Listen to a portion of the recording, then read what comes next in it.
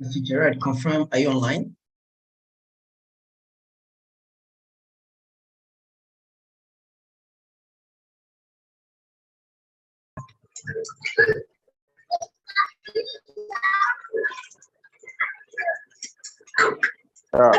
Tuesday, good evening.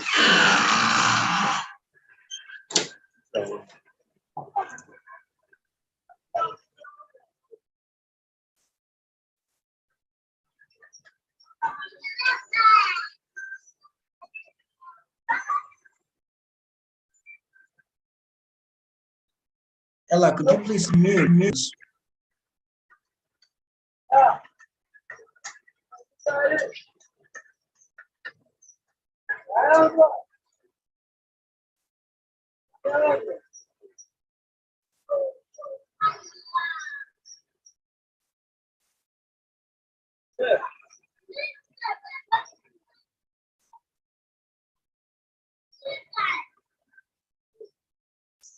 Gerard, can you hear me?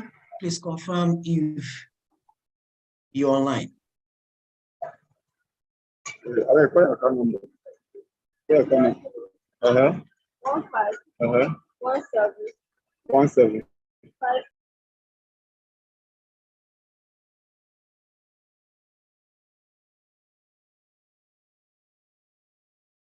Hello, Gerard, can you confirm if you're online, if you're at a stable environment?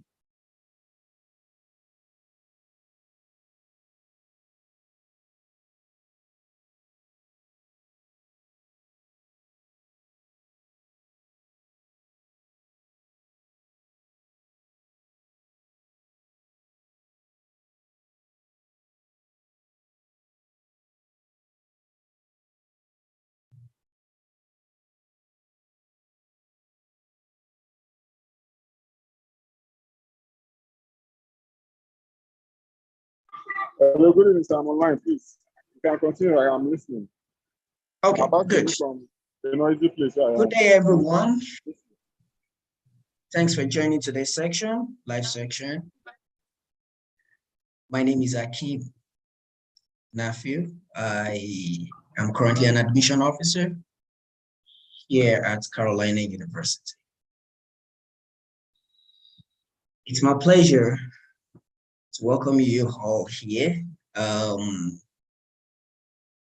Today, we'll be talking about tips on how to successfully pass your visa interview. I mean, your US visa interview session. Things to expect from your VO, I mean visa officer, and your own reaction towards the whole process. Before we go further,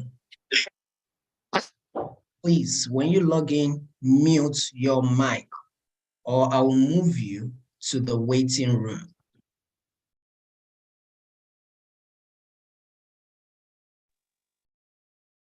So,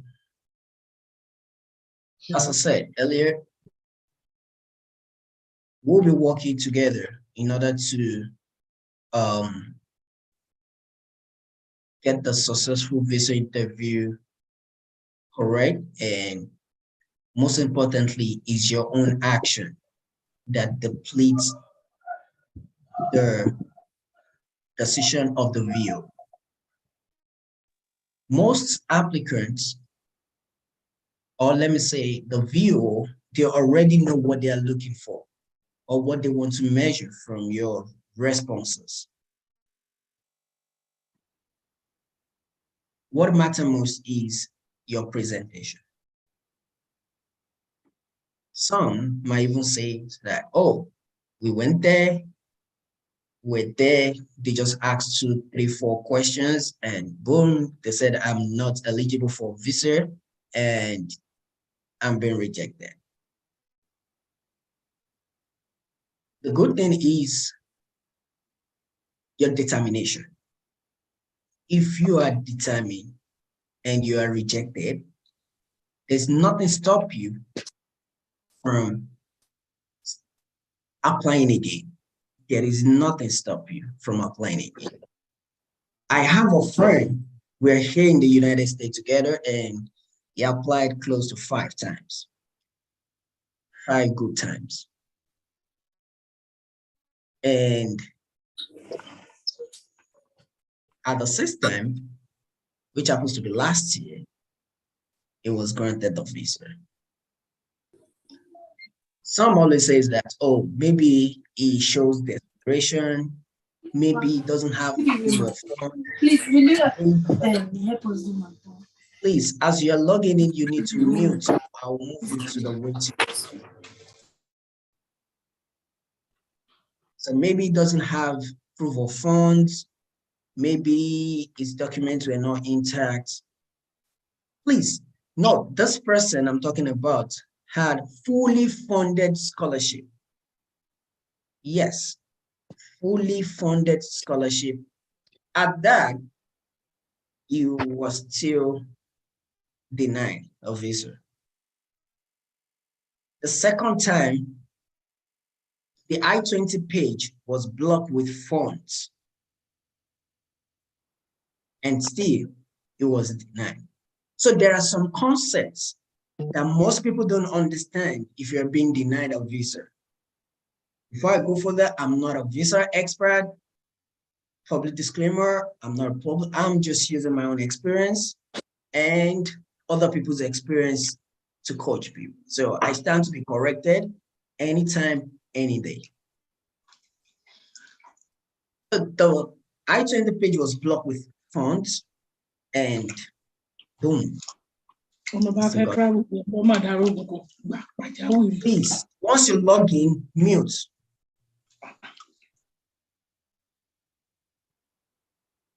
So,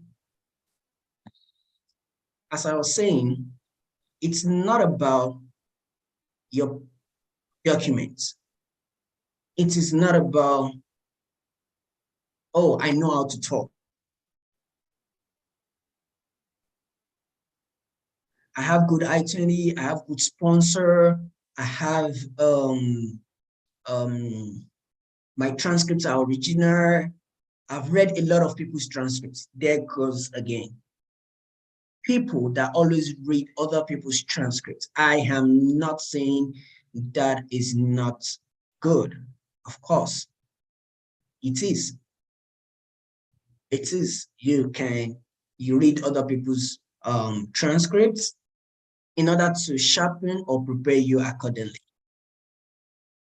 I always advise, don't read it to the extent that you have to cram it word for word.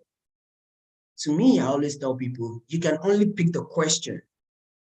I mean, the questions that was asked, and use it to formulate yours.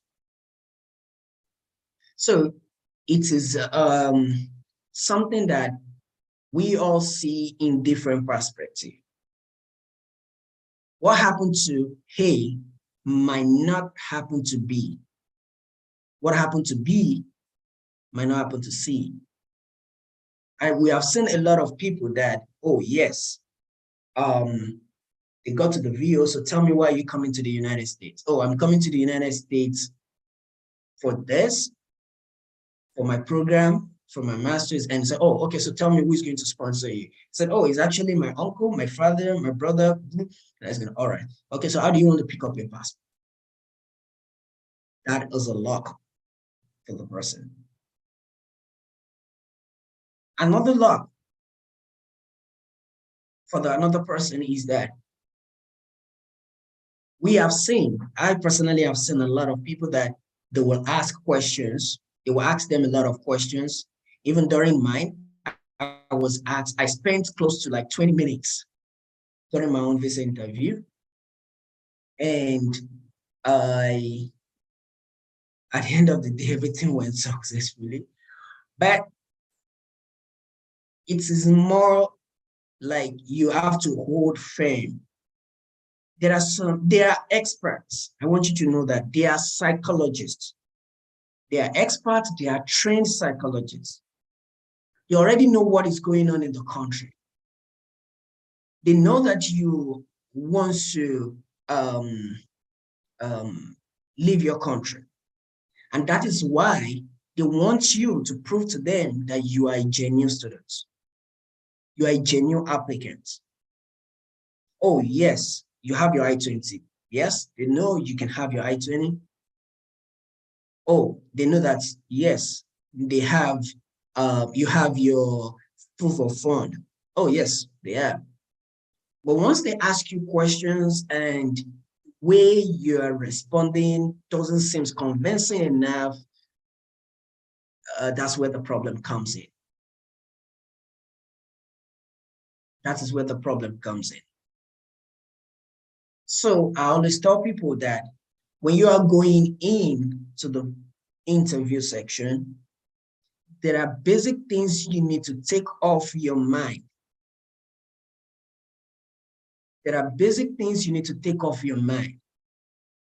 The first thing is when you are go in there and be open. Let your mind be open. What do I mean by that? A lot of people keep asking me when I tell them that let your mind be open. See it as you're going in there for your normal job interview. And don't see it as, oh,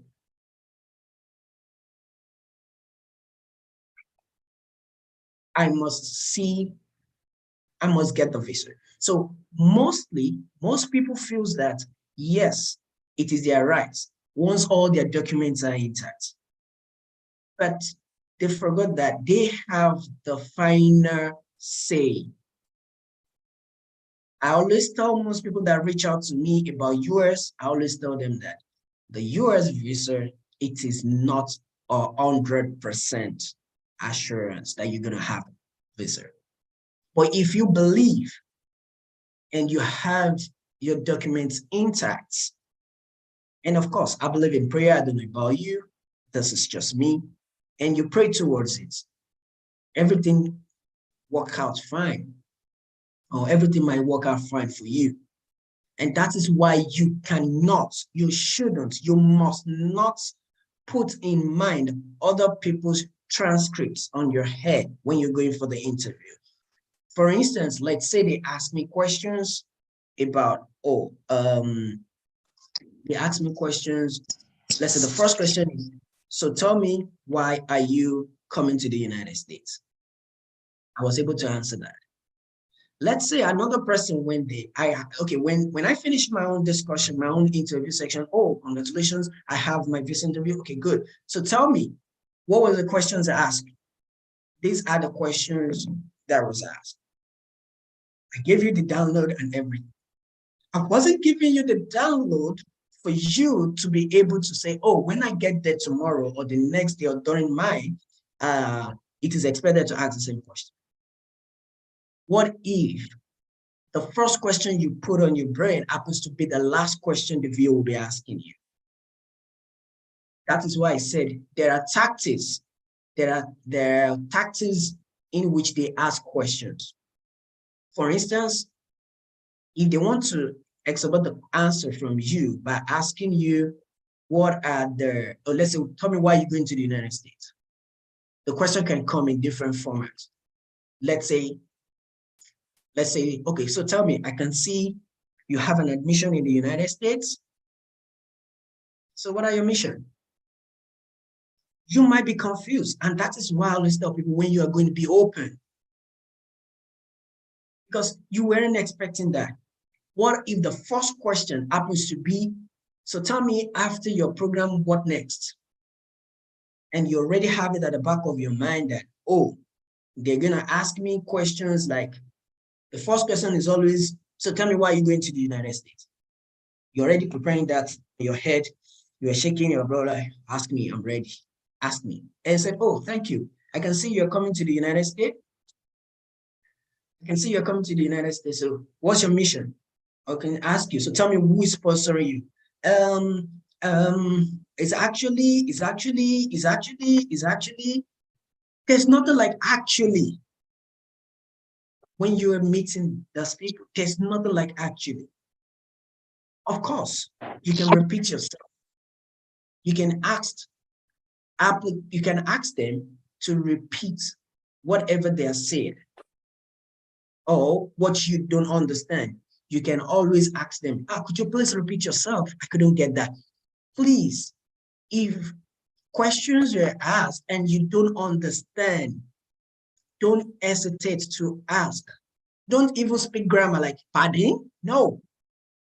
Don't speak your normal English. And so this leads me to the tips I want to give you when you're about to answer questions. There are some mistakes that we always make in our process.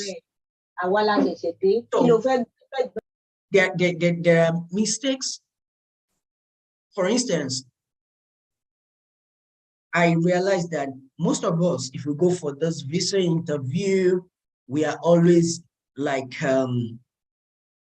we are always after copy. Yes, we are always after copy.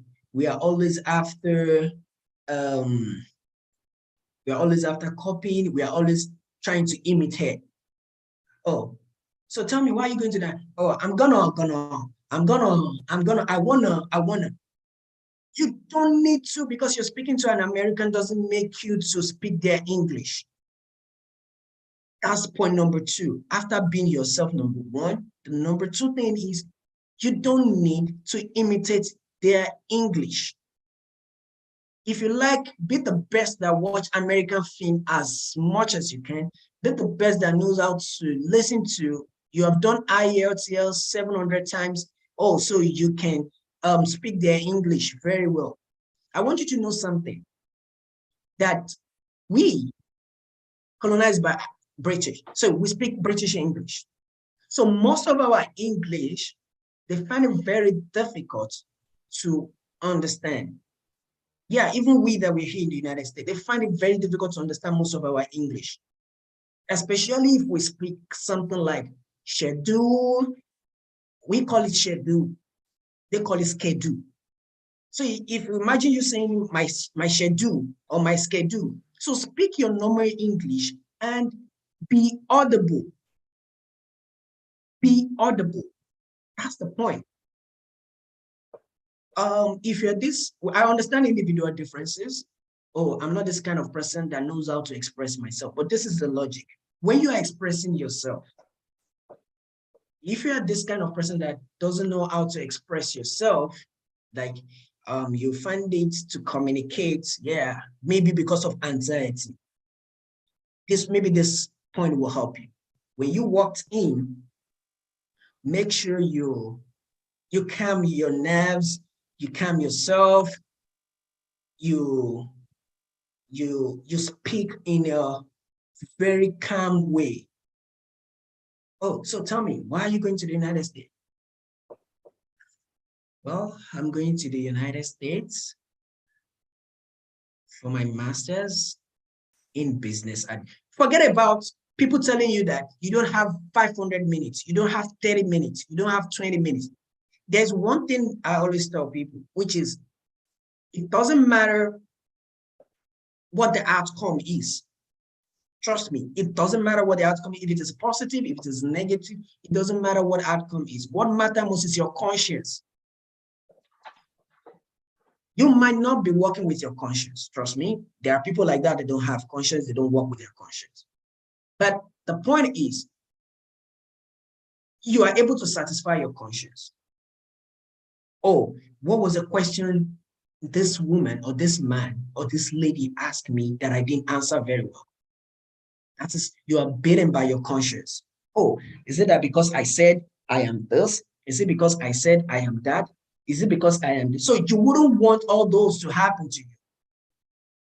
So that is why you need to satisfy your conscience at that point. So once they tell you that, oh, you are not eligible. Oh, sorry, you might need to reapply again. You say, oh, okay, perfect. Thank you.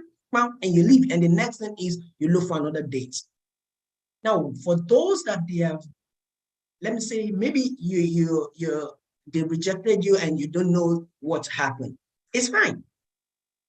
All you need to do is go back to yourself. I always say, if you want to interpret what happened, please be honest to yourself. Don't even say because, oh, I didn't go with one pencil, I didn't go with one pen, or is it because I said this? Whatever has happened has happened. All you need to do is go back to the drawing board. These are the things this woman asked me. These are the things he asked me. What was the thing that I didn't get very well? Which leads me to your DS 160. DS 160 is a form that you will fill. Let me say, it's even everything about yourself, which means that the DS 160, it's you telling the VO or the US government who you are. So they don't know you, trust me. I'll start mentioning names. Let me say Demola, Olawepo, Karatu, Ibrahim, Innocent, Shegun. They don't know you. So basically the point, the form, the DS 160 form, I always tell people when it comes to matter of that form, that this is a form you don't, number one, in hurry to submit. I always say it, and I'm standing on it. You don't in a hurry to submit. And that is why you have to give at least 6 months to apply for your for admission into a school so that you can have enough time. You can finish submitting your scheduling of I-20. You can finish submitting that. Scheduling of appointment rather. You can pick your date, submit that. But you see your DS 160. I always advise, this is my own advice. Maybe you might not work for you, but this is the reason why I said the DS 160 form needs to be open until maybe a few weeks to your interview, or probably until you are able to be sure that yes, all the information filled there, they are correct. So it boils down to the fact that, let's say a friend of yours or the US government or something, they change a particular section and you need to edit it back on your I-20. So tell me, once you have submitted, how do you edit it back? So that is why I always tell people that you can leave it open. Once you leave it open, although it expires, so the best thing for you to do is keep changing an item, you save it. After like a week, log in again, change a few things, save, log in again at the same point, change it after another week, you just put it as your reminder. So that if anything changes, maybe your intended date of arrival, maybe your work environment, maybe let's say you later start working in a place that pays you far better than, and you've already submitted your application. So tell me, how do you edit it back? So this this is something that you have to look into.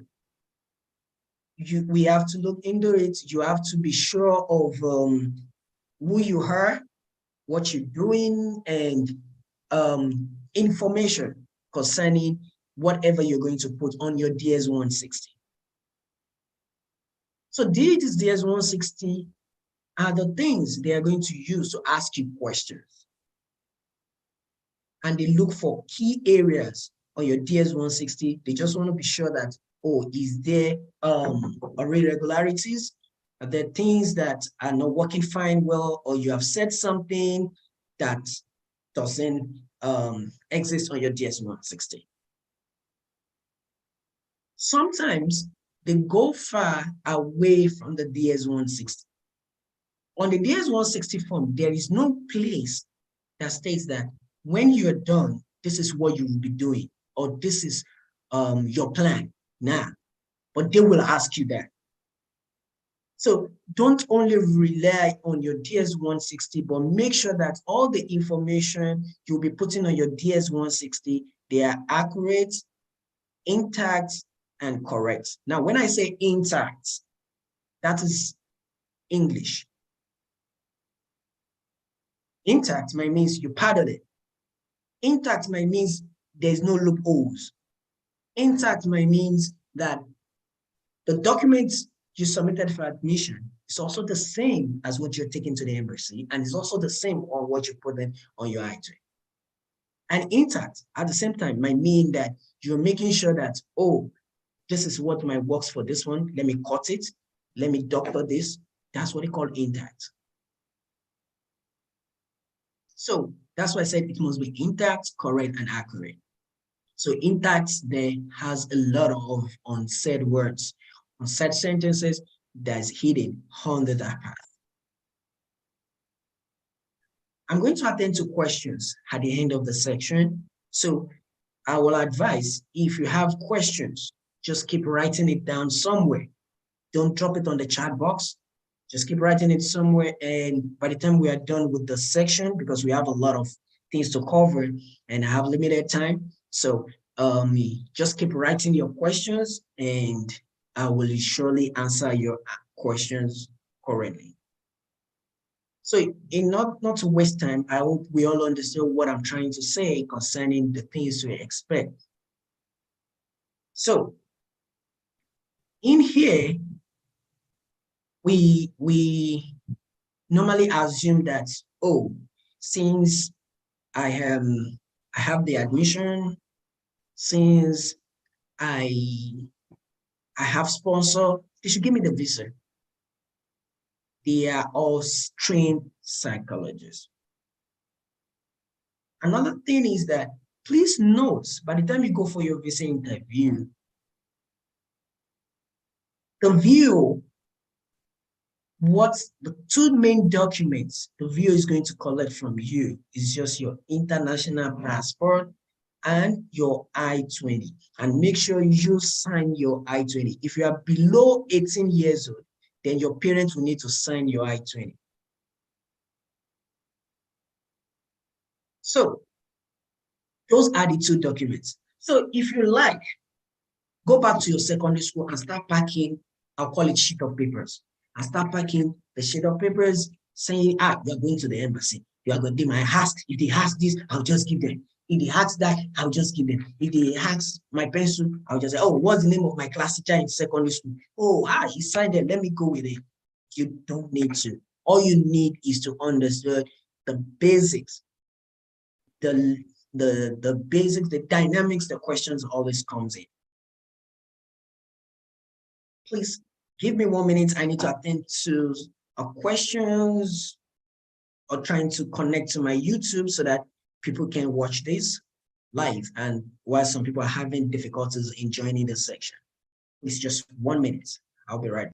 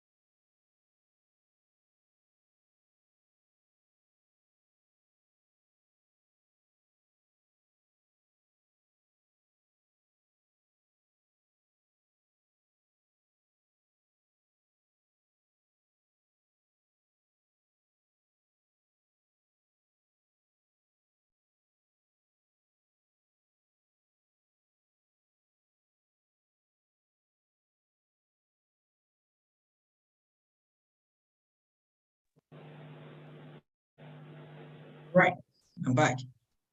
So, like I said, they are all psychologists. They are always after what you want to present. So today, I will be demonstrating how I feel you should present yourself. Please do not read a lot of people's transcripts. I'll always say it. Rather, digest the questions and look at the mirror, ask yourself those questions and answer it. Don't worry about how the person said it. There was a particular section or question rather that the VO asked me. Seriously, I was not expecting that question. Okay, I think I was expecting the question at the very first, if not the first or but the middle. But what I get was, so tell me, after your program, what next? It was not my F1 visa. This was even B1, B2, which is the visiting visa. So then I was running my master's in the University of Ilorin. So I think I was still on my year 1 or year 2, I can't remember. And I started my project. I just submitted the project. So I had to go with my project. And that is what is called convincing statements or convincing actions. Don't forget, they will not ask you, can you give me this document, including your bank statement? Can you give me this? Can you give me that? No. It's just like it's just like asking a question, like asking, you wanted to find out, where have you been to since morning? So you wanted to find out that, where have you been to since morning? And you feel, okay, important for me to know the answer. So the best way to go about it is you need to look for, how can I convince this person that I was in Lagos? Let's say the person is saying, oh, you are in Abuja, or probably, oh, I saw you in Ibadan, but whereas you are in Lagos. There are ways whereby you can prove yourself. Are you sure you saw me in Ibadan? I'm not the one. Can we please talk about something different? So you've already casted that off your mind. And you've already negated the any outcomes by letting the person know that we can discuss about something different. So the same thing applicable to this people. They want to know, what are your documents? They want to know who you heard, which school are you going, how is the school, have you been communicating with your supervisor, your professor, the admission officer? They want to know how genuine, if you are a genuine student, they want to know that. They want to know if truly you are coming to the United States to study, not purposely because you want to leave your country. Don't forget, they are in your country. They are conducting the interview in your country, not like maybe they are in the US and they are conducting. So they know everything that is going on in that country. So you cannot say that, to the extent that they know how much each staff or they are getting as a salary. So you cannot lie, but you can put it under intact. Yeah, I will use the word intact. You can use under, you can put everything you want on under intact. For instance, on your DS-160, there's a particular section that says how much are you earning. Let's say you are even earning $30,000. Sorry, 30,000 naira monthly. And in your DS-160, you put you are collecting, you're taking 300,000 naira as your. So you are wondering, how do I prove this? There are ways whereby you can prove it. Oh, I work with the International Commitment Organization. Then I have an NGO. I work with an NGO. Or can say that yes, you have you have you are into farming. Yes, you are into farming. So adding all those incomes together amounted to that. So there are ways but you can put everything under intact. So you have to make sure that your document is the same with the whatever you're saying. So without wasting much of our time, I've been able to give you the overview of how the whole thing looks like. Don't forget, make sure that all your documents are intact before you even go into the interview section. Why did I say so? There are distractors even around the vicinity of embassy. Immediately you get out from the car like this, they will start asking you, oh, let me see your I-20. Hey, let me see your passport. Oh, it's supposed to head like this, it's supposed to bend like that. This is in, oh, and within you, anxiety sets in. Okay, so how do you want, no, they will not collect this. In fact, they will even send you out. They are there for business. Once you are able to arrange your files, your folder, your documents together, very intact.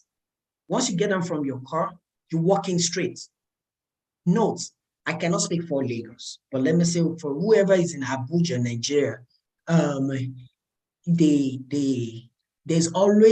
there are people, let me say, by the time you are doing your clearance, or should I call it accreditation?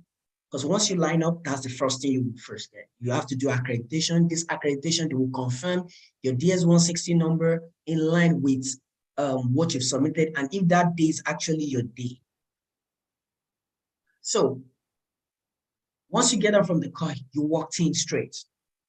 There are people in there that will arrange your file for you. I mean, the US Embassy officials that they're going to arrange your documents for you. So don't give yourself, arrange this, do this. And if you're able to get to the hall or through the accreditation, they tell you that one document is missing, you need to go and print it. Please don't give yourself unnecessary things. Oh, yeah, they say one of my documents, because all these things will emanate into you. I told you I won't answer any questions. I don't want distraction. Write your question down somewhere and we can talk about it later. Thank you. So I have to go and print it. Work smartly, put a smile on your face. Make sure that, yes, it doesn't affect you internally. Walk in there. What you need to do is just go in. Whoever asks you that, when you get to there, ask you that, oh, your document is not complete. You need to print that. This is okay. How many minutes do I have? No, you need to print it now. You need to go and print it now. Okay, let me go and print it. Work smartly. See it as there is something God uses that for. Maybe the view that was supposed to get to you was about to stand up at that period. So you walk in, you go print what out rather, and you go print out the remaining documents, then you send it out. Then once you print it out, go back and then continue your documents, continue your documentation. So what I'm trying to tell you is that you need to build your confidence. You need to build your mindset. You need to build yourself. Whatever happened that day remains that day. And you must make sure that, yes, you're able to hold firm. And another point is, let's assume you get to the visa interview section and you saw maybe your close old friend on the same line. Just use an eye contact to greet yourself, because your interview starts immediately you join the queue. Immediately you join the queue, your interview section already started. They are watching you. They are reading your gesture. They are reading your gesture. They are reading everything. So if you know that your friend, hey, what's up? Just greet yourself. Then after your interview section, you can now discuss, oh, how was your interview? So I'm going to share my screen right now. Would not move to the second section, which what are these documents? What are these documents you are expected to take to the embassy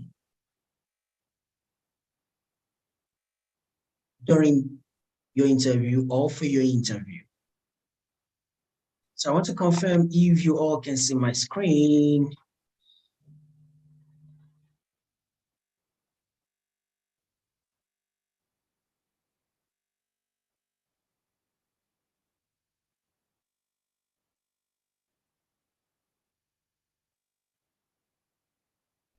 Sorry.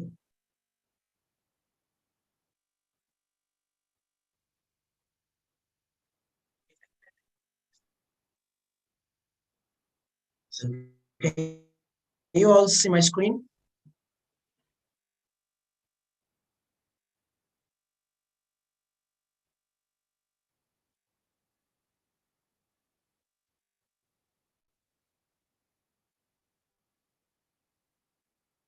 So I want to confirm, can you all see my screen?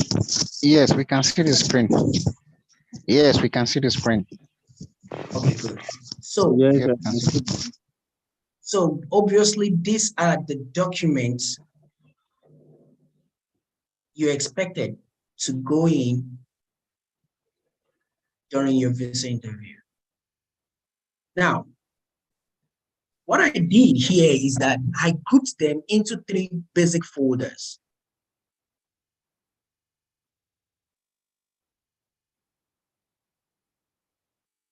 Three basic folders. The first folder is called embassy documents, meaning that I'm talking about this folder, meaning that what are the documents that is needed at the point of your both during the registration, accreditation, or during the main visa interview section. So what are the documents? So the first one, the first folder, all you need to do when you're going in, get 3 folders. If you can get 3 folders, the first folder, what are the documents you need to put in, is called embassy documents. You can get all those plain jackets that's transparent, and if you can get that, it's fine. So you just have 3 folders in your hand. So the first one is your service fee receipt. Service fee receipt. The second one is your DS-160 confirmation page. The third one is, I purposely put it as recent/updated/new scheduling appointment. Why I put this is that some of us, we might have, let's say we deferred our admission to the next stage.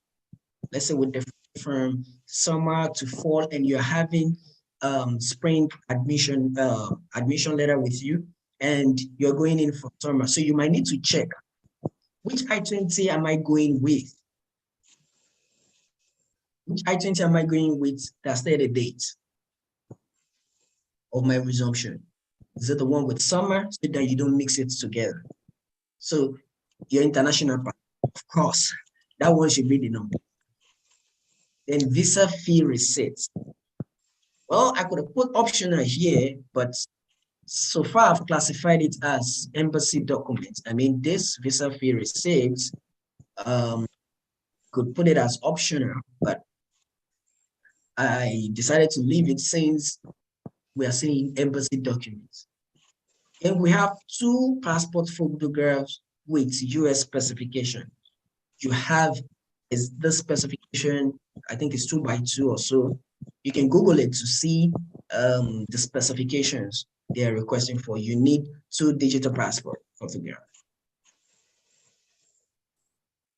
So all those documents, just put them together, put the digital passport photograph, put it inside the folder, put your international passport, put them together in that folder called embassy documents. Nothing they're gonna ask you aside all this when it comes to the embassy documents. Now the second folder, which is very, very important because these are the documents you are going to use to support whatever you are saying. Remember, you will not be asked to show or bring or let me see. The only two documents that the VO is going to ask from you are just your international passport and your I-20.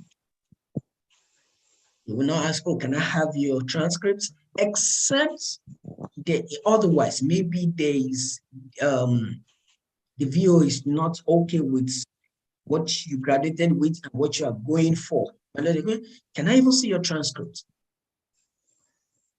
Or maybe on your DS-160, you already inputted that you are coming for computer science, and you did Agric. Or on your DS-160, you inputted Agric. Even at that, I always say, you should know how to convince the viewer why you left Agric for computer science. So if I've been asked, so tell me, oh, so what did you graduate with? Well, I graduated with Agric economics. Oh, you're surprised. You have to make it warmly. Oh, you're surprised that I'm going for computer science. Well, that has always been my dream course. That has always been my passion. That has always been what I felt I need to be done. I did Agric because my parents wanted me to do it, and I had an agreement with my father. And if you check, it's actually my father that sponsored me this time around because we had an agreement that I'm going to read the Agric for you. And when I'm done, you have to sponsor me to the United States or sponsor me outside the country to study my dream course. So I'm starting out fresh for computer science for my dream course. So that is just the difference. So if you say I'm not going for master's, rather I'm going for an undergraduate in computer science, you can see that you've been able to convince the viewer who you truly are and how you're able to manage the situation. That's why when people reach out to me that, oh, the viewer said because of the course I did in my undergraduate, it's not the same as, it's because you don't know how to defend yourself. Yes, because you don't know how to defend yourself. Of course, you don't have luxury time. You don't have hours. You don't have that long time to express yourself. That is why you have to be quick. You have to be creative immediately. As the VO is bringing the question, they are psychologists. So you two be in that realm to answer them. That is the way it works. That is the way it works. So that's why I'm saying that the supporting documents, which is your admission letter, your work study documents, optional, that is if you have. If you don't have, it's not a problem. I'm just listing out the supporting documents just for you to be able to support yourself during the interview. If you have a scholarship, print the letter, your bank statement, your employment letter, I mean, where you are working currently. Now, for those that they don't have a particular company or organization they are working, the question might be, so how do we get employment letter? You necessarily do not need an employment letter, but you can also make it, you can also put that under intact. Don't forget, before this can be in, before you can write, you must have stated it in your I-20, in your DS-160 that you are actually working in a particular place. So if your DS-160 says otherwise, so you don't need to print employment letter, talk less of you printing letter of release. But once you are able to put this, maybe you're able to intact your DS-160 and you're actually not working. Maybe you have a brother that has a company and you quickly call your brother, oh, can I put that I'm working under you? This is that means that your uncle must be able to get you an employment letter. And at the same time, this letter of release. What does this mean, letter of release? It's the same thing as leave of absence, or probably a leave. Let me put a leave letter, like you won't be available for so period. But please note, whatever you're trying to intact, I'm still using that word intact, the letter of release. I don't know what the content you want to write. Oh, like this person has been working with us for the past 400 years, has been working with us for the past 30 years, has been working with us for the past 2 years. So he's able, is this, is that, he or she can do this. So we are releasing him or her. There's one line, that's why I said, I don't want to know the content you want to put, but there's a particular sentence you must not miss in that letter, which is at the end of completion of his, if it's him, right? So at the end of the complete, or let me say, Mr. Ogunbodede Olakpeju is expected to be back at the completion of his or her program. That line is very, very important. Because why? What they are after, even if we all know that, well, I don't know, maybe when we are done with our program, we want to go back to the country, but because we all know that, yes, I want to stay put. So what they want to know is, are you coming back after your program? You're not coming here to become a liability, or you come here and you will not move further with your application. That's why most people, when they reach out to me, I always let them know that, are you really coming here to study, or you want to use it? Of course, we all know that you want to use it as a means to leave your country and start a new life. But it is important to maintain your studentship in the United States. You might have heard a lot of things, a lot of people telling you that, oh, when you come to the United States, you just get in, and that is the mistake some people always make. They don't have proper orientation. Oh, I want to school, I've seen a lot of applications that we've started, and we got stuck because the people believes that it's just about you submitting an application, which is not about you submitting an application. There are steps towards it. So regardless of whatever you are writing under this letter of release, make sure that, yes, there's a particular sentence that you are expected to be back to the company or to the organization by the time you're done with your program. That line is very important. And that is the same line you are going to use for VO, because the VO will not collect the letter from you. I'm going to be demonstrating how I believe you can hack your interview section with the VO. So another important is for couples, marriage certificates. If you're going with your family, even if you're not going with your family, I think you should go with it. Because there's a question I'm going to ask you. So tell me, are you married? Of course. You cannot say you are married when you feel single in your DS-160. You have automatically spoiled everything. So if you feel, and you cannot feel single on your DS-160, and when you get to the embassy, you are introducing yourself as a married person, except maybe you just got married when you submitted the application. And that is the more reason why I said you should leave your DS-160 open, but well guided and monitored. So for instance, if you're asked, are you married? And of course you are married, and your DS-160, you put married. So the best way is, oh yes, I am happily married and I'm blessed with 2 kids. In fact, this is my marriage certificate. You place it on the glass, and this is my marriage certificate. That is to show that you have convinced the viewer who you truly are, not just by saying. Of course, they want to hear what you're saying, but you have done more by letting them know that, yes, you are married. You have your marriage. You don't be surprised. Might just at that point, might just look up, might just kind of look up. Okay, fine. You've already convinced the person that you're mad. And you've already shown that, yes.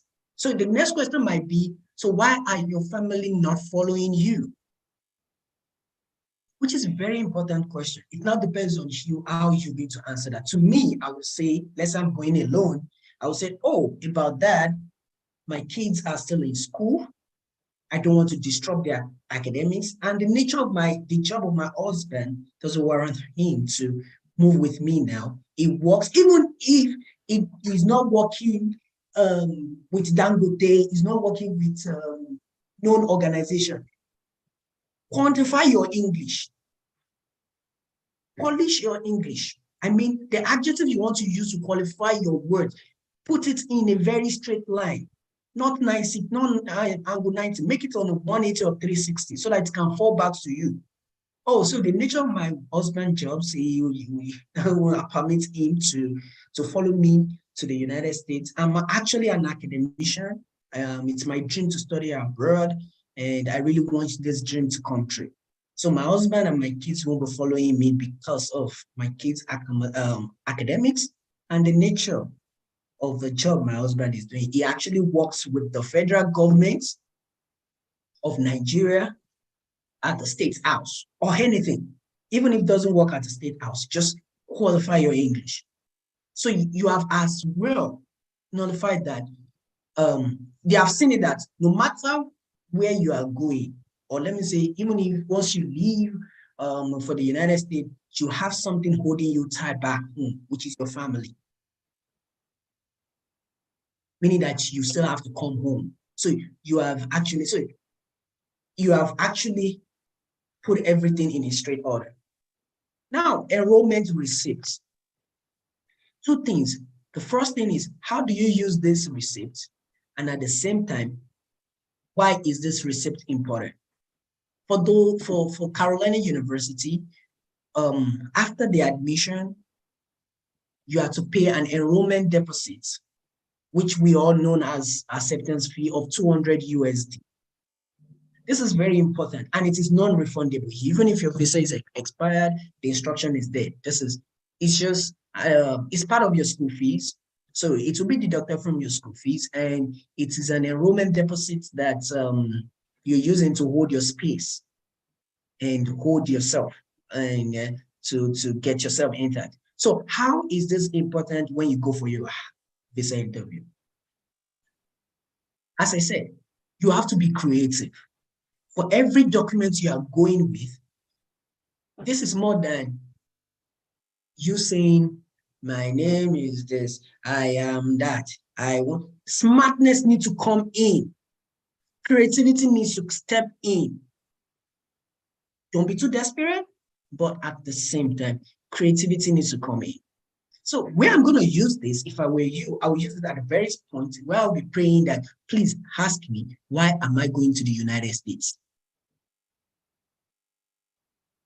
So tell me, why are you going to the United States? Oh, I'm going to the United States for my master's, or let me say my PhD in education administration. In fact, I have paid my enrollment deposit. Don't try to like con your English. I have paid, be audible. And I've paid my enrollment deposit. This is the receipt, and this to confirm that I already hold my space by the time I resume for my academics. So I'm going there for my master's in business administration or whatever you're going in. See the way I've used the receipt. It's just, that's why I call it supporting documents. You might have more for all this, but please know where to use them and how to quickly use them.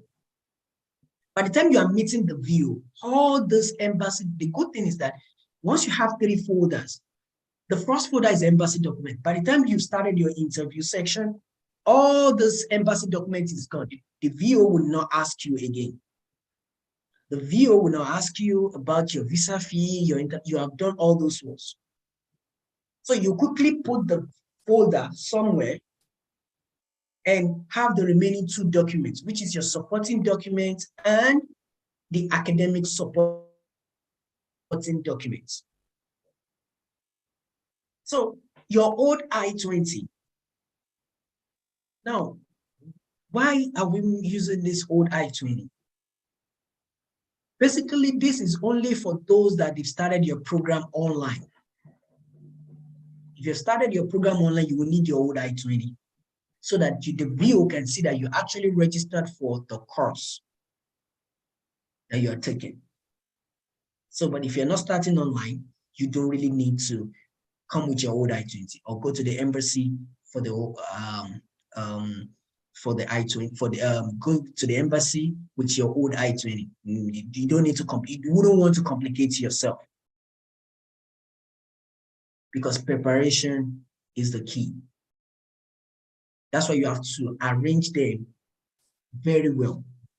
So online portal that shows your courses you registered for, at least a 3 credit units. Like I said, these are for those that started their program online. The remaining 2 documents are for those that started online. So like I said, starting online is an added advantage.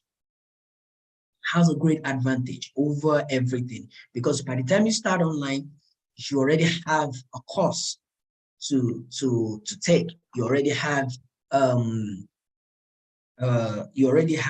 edge ahead of others. So at the same time, you need to know when to introduce this. So it's not just you having it and not knowing when to introduce it. So if you have online portal that shows your course you registered for, or the courses you registered for, at least 3 credit units out of 9 per semester, you need to know when to use it. So if you're being asked that, so tell me, why are you going to the United States? And you started online. So it is very easy that to say that, oh, well, I've actually started online. No, that's a wrong step. So you can easily say, oh, I'm going to the United States for my PhD in education and administration.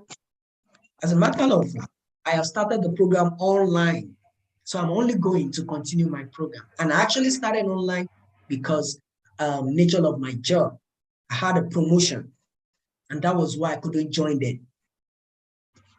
So those that they are still expecting the I-20, I will advise and recommend clearly, if you're still waiting for your visa dates and the school has resumed, communicate with your admission officer, tell them you want to start online. And they have good plans. According to, like, for Carolina University, we have good plans, or let me say, good scholarship for online applicants, starting from 60% scholarship, regardless of your grades. And you can still negotiate more. So that's one good thing about Carolina University. So the third folder is academic supporting documents. I'm supposed to put academic supporting documents and sheet of papers. Why do I say sheet of papers? Your transcripts, your certificates, your O-level results, your CV. Now, for those that have done WEST evaluation, Spatron evaluation, ECE evaluation, if you have a copy, go with it. If you have your transcript, go with your transcript, go with your certificates, your O-level results, your CV, and any other documents. That's why I call it I'm supposed to put sheet of papers. Oh, this one will be don't mix it with these 2 documents. The folder 1 and folder 2. The folder 3, you can put anything you want to put underneath or inside the folder. So by the time you're going for your interview, you already know the folder. So let's assume that you get to you're at the gate and they're asking you, so can I see your I-20? You won't go to the supporting document to be looking for I-20. You already know the folder to hold. You already know, oh, 1 minute. That's what they call organization. All those things will summon your courage. All those things will summon you to be able to answer the questions by the time you meet your VO. So let's assume that they ask you, can I see your DS-160 confirmation, and you're looking at it in your academic supporting document, and I'll say that, yes, I think you really need to be checked. And that is why the organization is very important by the time you're going. Another key factor that is very important is they appreciate our culture. So if you have your native attires, if you are couples, I always advise that go in with this our anko, like this our uniform, like oh that you have in your family, you can go with it. So it is very, very important if you have your native attire, put it on, put in your native cap. If you are Igbos, put in your beads, bring out your culture. That's what they call appearance. By the time the viewer is looking at you, you're not only, he or she is not looking at you, only is looking at you more beyond what you're looking at yourself. Oh, this is nice. He or she will be thinking like, how will this person add value to their economy? Because they like culture. They like international culture mixing together. And people will not be saying, oh, can I snap with you? Yes, it happened here very well. So it's another treat. It's another, don't let me call street. Let's put it under intact. Another intact. So these are the folders that we expect to be in your folder. I stand to be corrected. Whatever the outcome, I always say, of your visa interview is, don't see it as a do or die. Don't see it as that's the end of the world.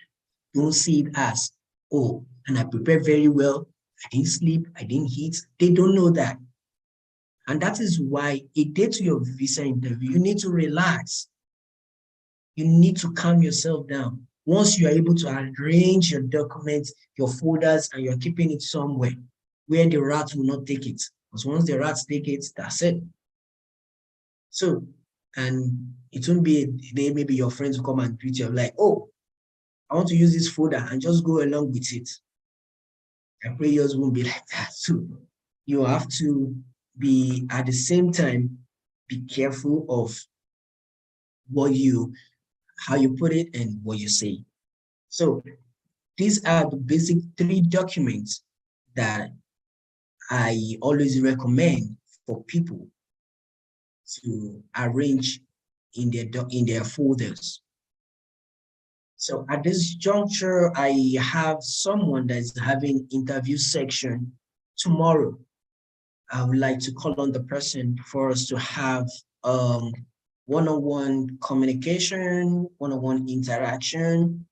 We can all learn from him. I'm trying to look for if he's online.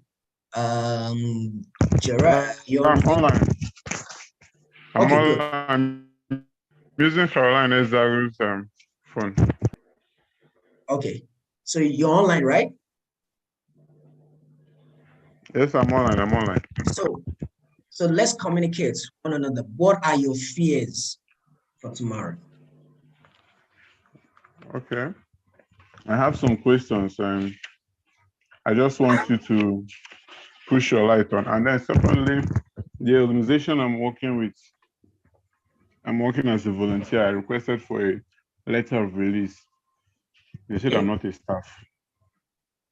So they can't give me that. So I've been thinking, how do I pitch that to the VO, or should I go and concoct a letter of release? Because it will be seen that on my letter of engagement with the organization as a So volunteer. my question now is, okay, wait, let me understand very well. Is the same organization you said you're working with, is the same organization you put on your DS-160? Yes, sir. Okay, so they said you're not a staff and they can give you a letter of release. Yes.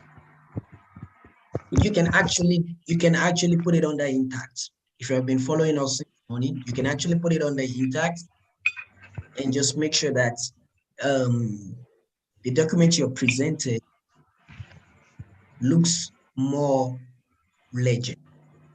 Yeah. I don't understand. It is not a must to go with the letter of release. It's not a must. You can say it. You have your employment letter. or your Yes. contract letter. Present that Yes. and use your mouth to say that statement. How? What do I mean? You have your employment letter. So let's say they ask you, so tell me what's your, or probably the point at which you are expecting or you expected to use the section. You expected to use that same letter of release. Let's say it asks you, so tell me, where are you working currently? Oh, I currently work with so. But that letter of employment, we all know that it all depends on how you to project yourself. We all know the meaning. So you already know what is in it. In fact, this is my letter of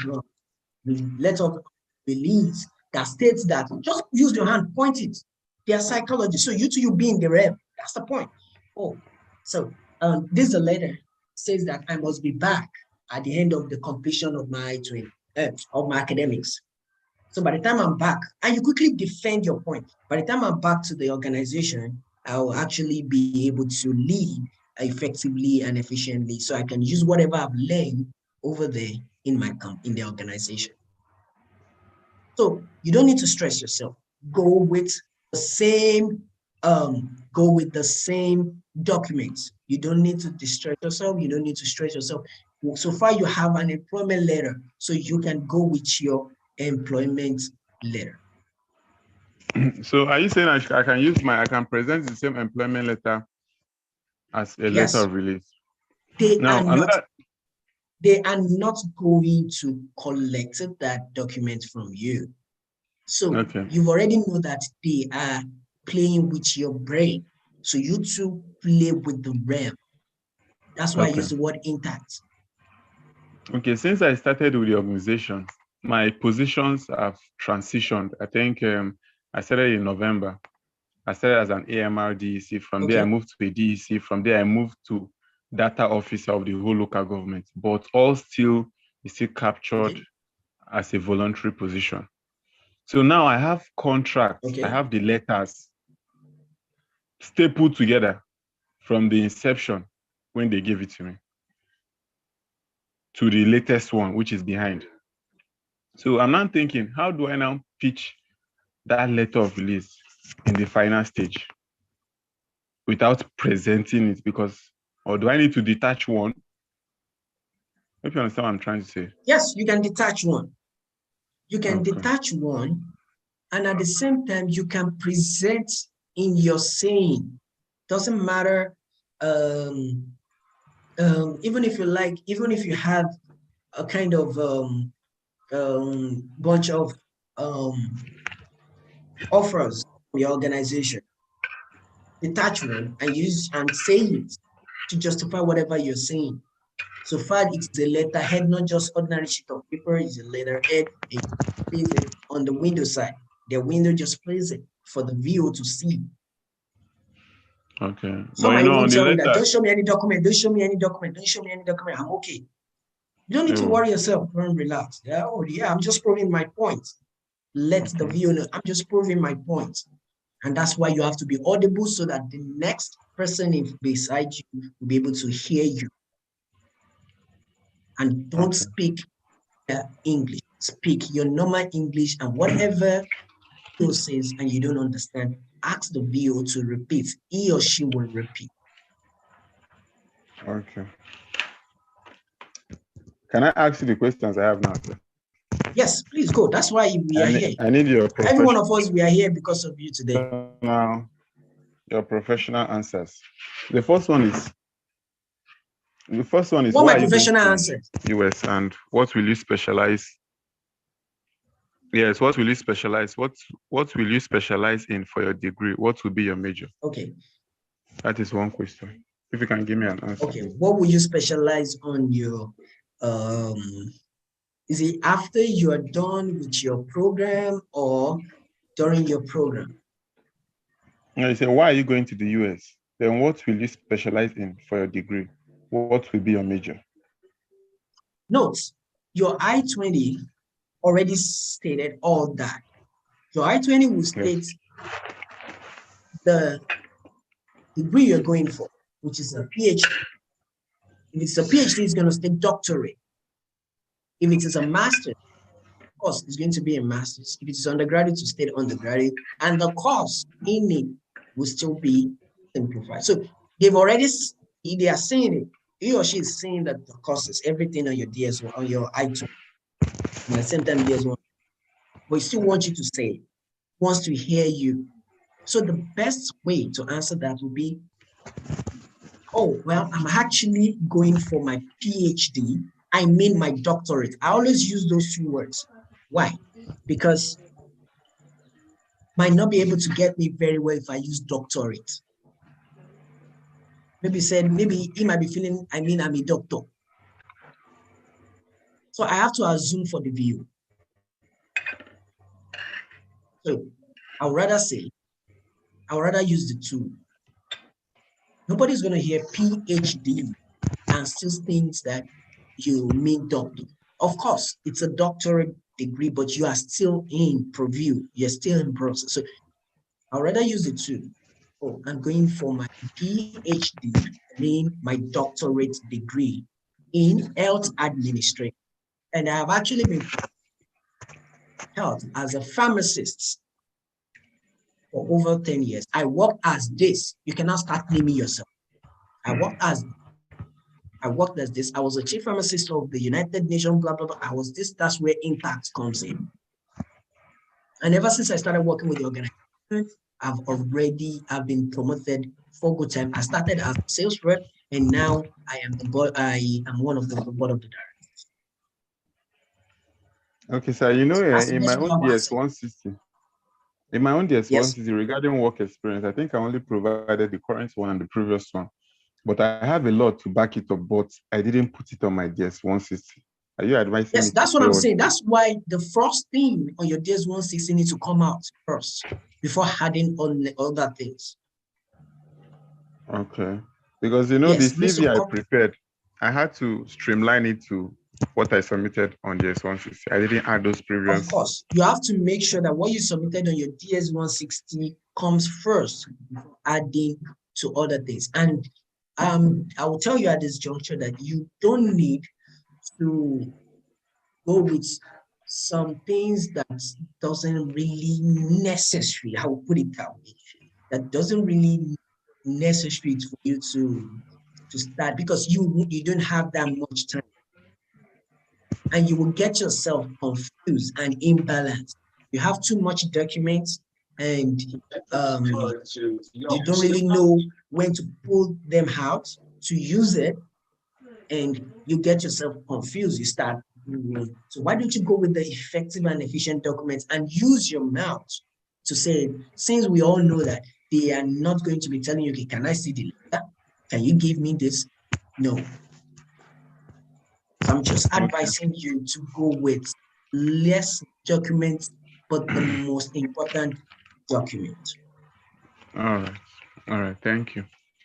The next question is, why are you planning to continue your education? Can you not continue your education in your home country? Why choose US? Why not choose Canada or Australia? Well, I've never seen anyone they ask that question by naming other countries. So that's point number one. Okay. Why? They are marketers. In as much as they want to give you your visa, they are also there to promote the image of the country. Rather, they can only say, why not in your country? But for them to mention countries, it goes a long way. So now, I just quickly need to cut you from that, so don't stress yourself on that much. So it might say, okay, so tell me, so the best way to answer that question might comes in this.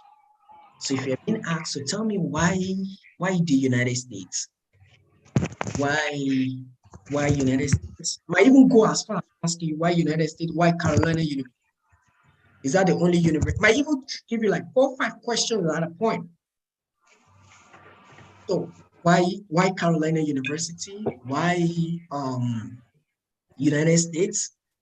Is that the only university you've you picked? Is that the only? Are you going to Carolina University because it's the one you can lay your hands on? Or even tell me how many universities have you applied to?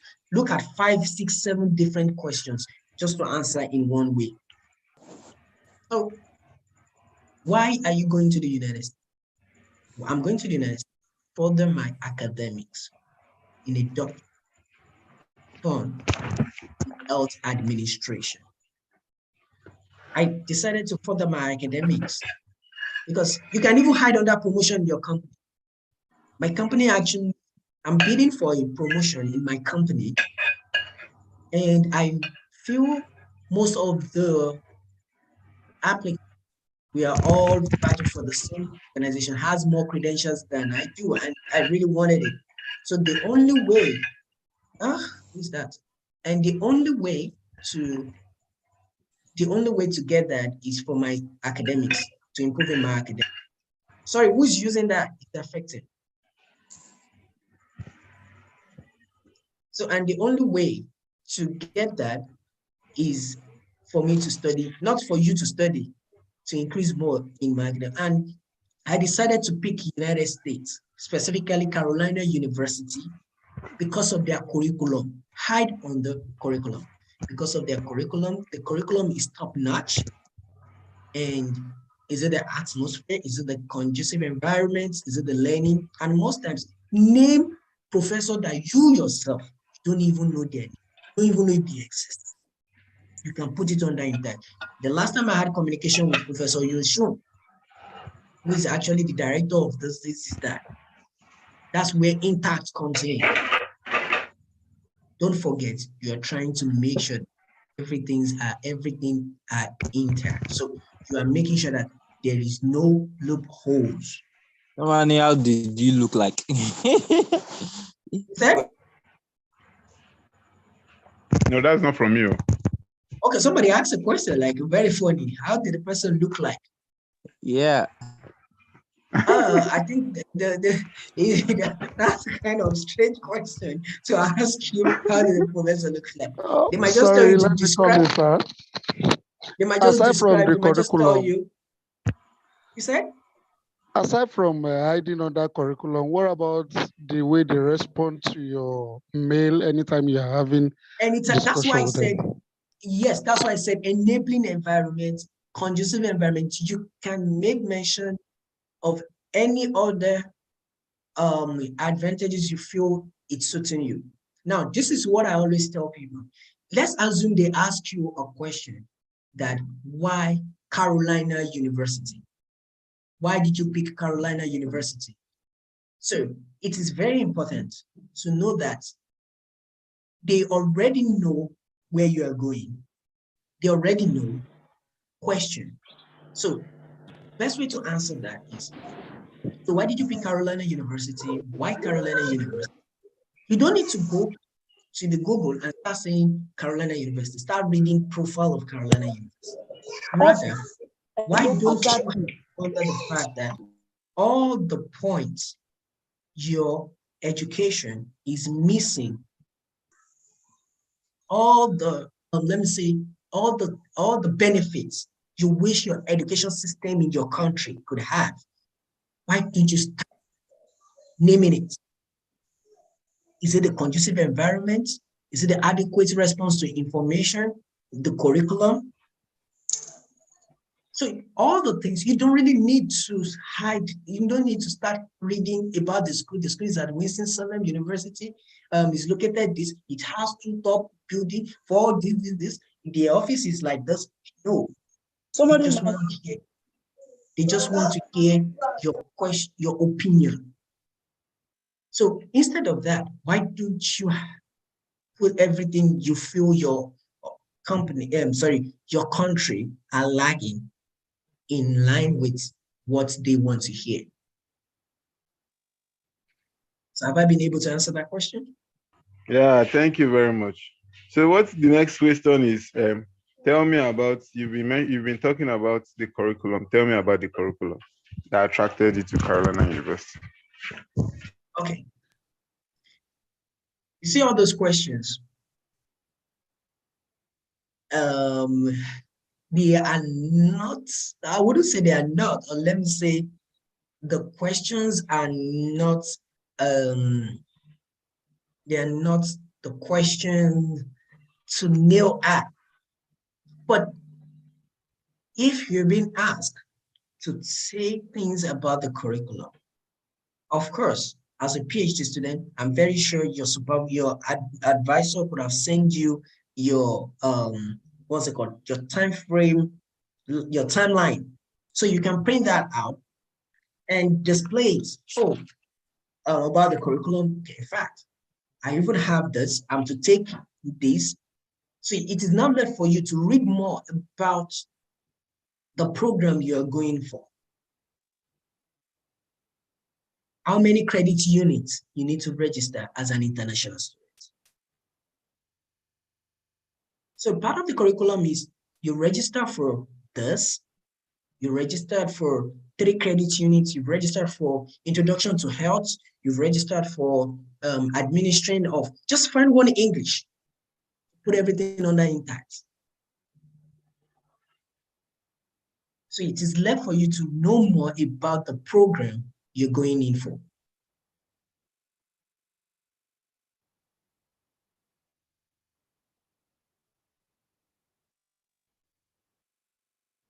Okay, that's very good. Thank you, sir.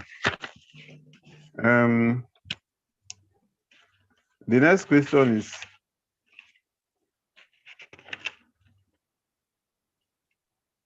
okay, you say I can use any name of any professor, right? And give them, I can use them, if I'm being asked about any alumni or professor, I can name 2 or 3 and even name a book they've written or a special prize they've won or something. Yep. Yep. Doesn't matter. It doesn't matter. Yep. Okay. Doesn't matter. And then, that's why smartness comes in. How many colleges did you apply to? Okay. Wow, nice question. How many colleges, how many institutions have you applied to? Yeah, that question is kind of dicey because I've seen someone that I think the answer the person gave them was only apply to one institution and they grant him the visa. The other person says, I've applied to so many places and they grant her the visa.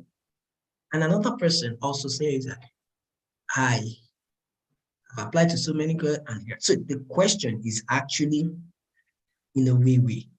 But there's one thing they want to achieve by asking you that question, which is your scope.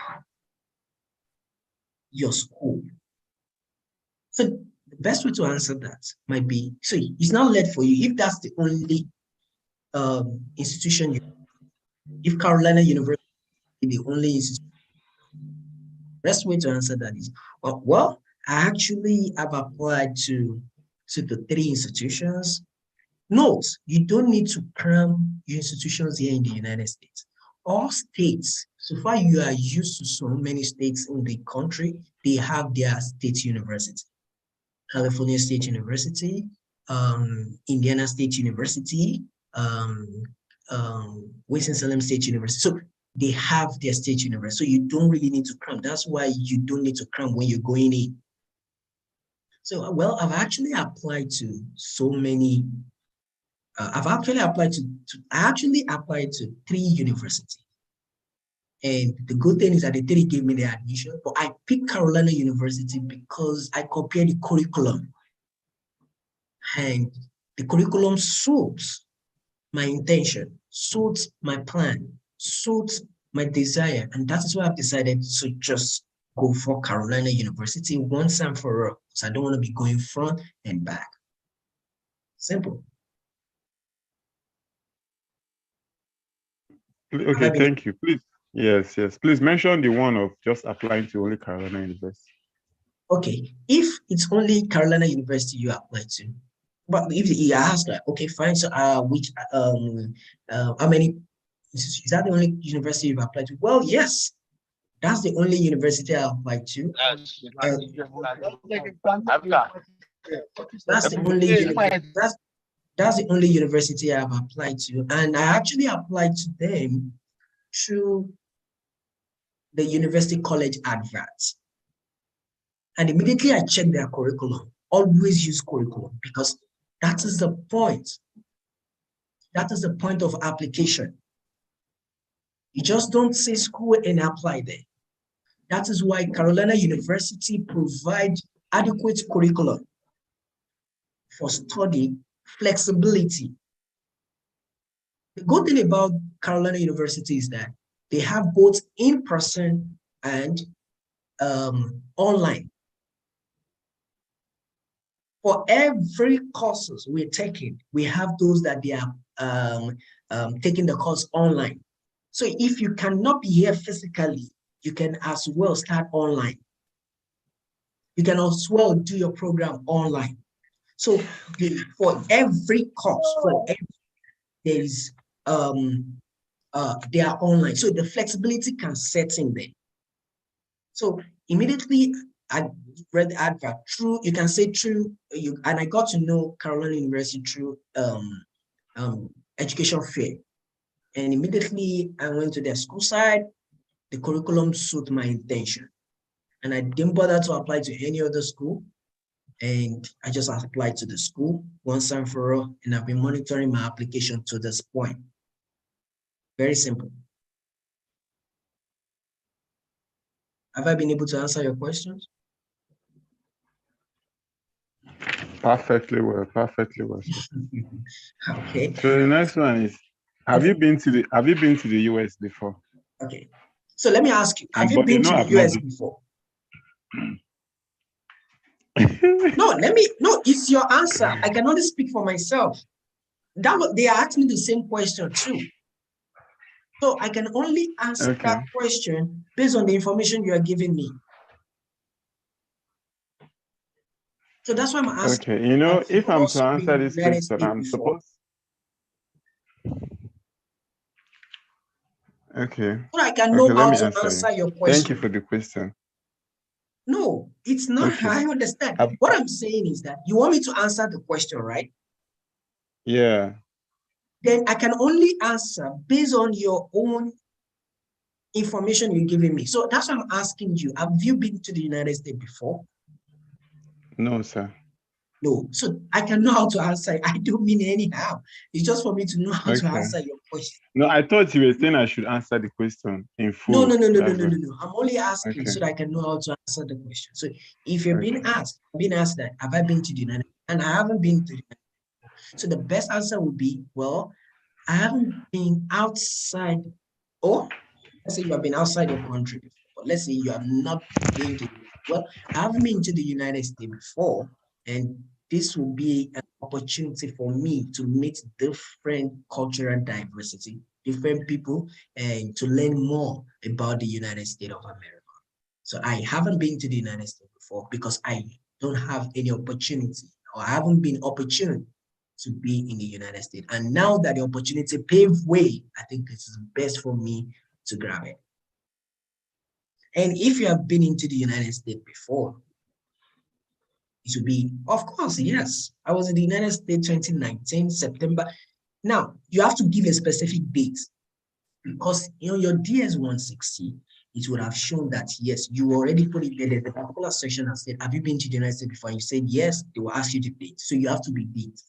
So have you been to the United States before? Oh, yes, I've actually been to the United States before. That was in 2019, September 20, when I came for international conference at the University of Georgia. We spent over 1 week, and it was interesting because I was able to meet different professors, different lecturers from different, and we share ideas and had publications some publications rather in the country. So I've been to the United States, and this will be my third time, whatever time that is that I'll be going to the United States. So another thing is, if you have not been to the United States, but you have traveled outside the country, so let's say to Dubai, let's say to Ghana, yes, let's say to Sierra Leone, South Africa. So it's very easy for you to say, okay, yes, I have been, I have not been opportune to travel to the United States, but I've visited some other countries like Italy, I've visited, And you cannot lie because your passport will be showing your stamps. So you wouldn't want to lie that. So I've been to Ghana. We went for an international conference. I've been to South Africa when my cousin gave birth. We went there for naming ceremony. So I've actually not had opportunity to travel to the United States. But since the opportunity paved way now, I think I have to grab it. And the United States is a great country that everybody wants to go to. So you've also marketed the place. Okay, thank you so much. How do you plan to fund the entire duration of your education? Why I'm asking this one is, you know why I bred, because that's the main point of their question. Yeah. And those are the questions I was actually expecting first. So how do you intend to sponsor to fund the entire duration of your education? Yeah, so best answer would be your DS-160, you already stated who is sponsoring you. So you said, oh, it's actually my mother, my sweet mother. Sweet mouth your presentation, like let it be that polish. Oh, it's actually my mother, sweet mother. It's actually my mom that will be sponsoring me. In fact, this is a statement of accounts of about, states the amount of about. You would have done the calculation in they don't know Naira. So far they are working there, but they don't really know the value of that Naira. So they know their dollars. That's what they know very well. So you should be able to convert the total balance in USD of about 43,000 USD. And she's actually into farming. She's into agriculture. She's into, or you can say she's into estate management, or she works with the Federal Inland Revenue Service. They don't know who your mother is. You are the one to tell them who your mother. Even if your mother is nobody, you can make your mother to be a known person on that day. He's the commissioner to the community. They don't know her. To sell your mother in a way to give you what you want, provided it is your mother that is sponsoring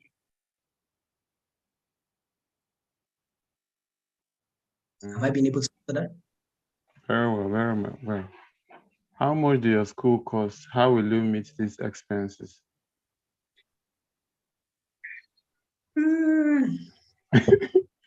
You know who I busted into laugh? Those are not questions. Sorry, I stand to be corrected. Those are questions. Okay.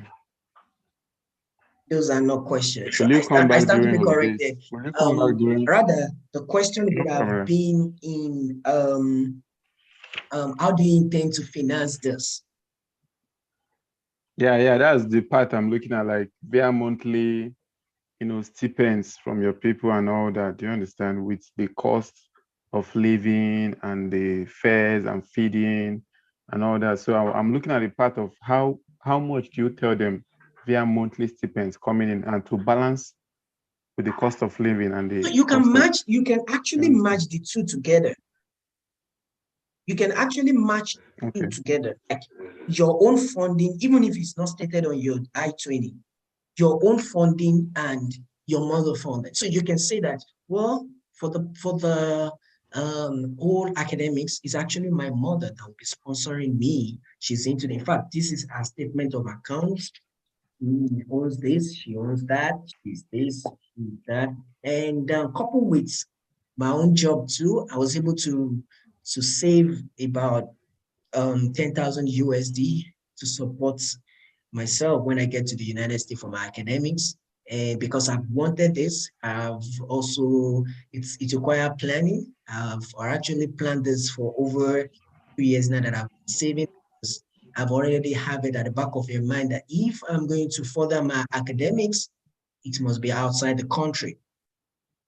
So I've actually been saving towards this. So you can match the two together.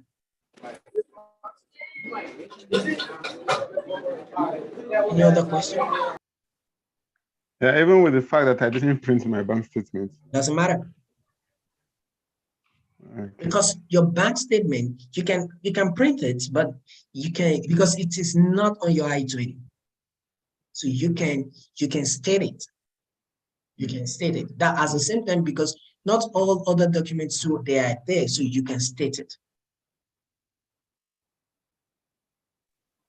So do you have, will you come back during holidays or vacations? Yeah, I've never seen anybody they ask that question per se. Rather, the question, let me help you to reframe it. So what are your plans after your academics?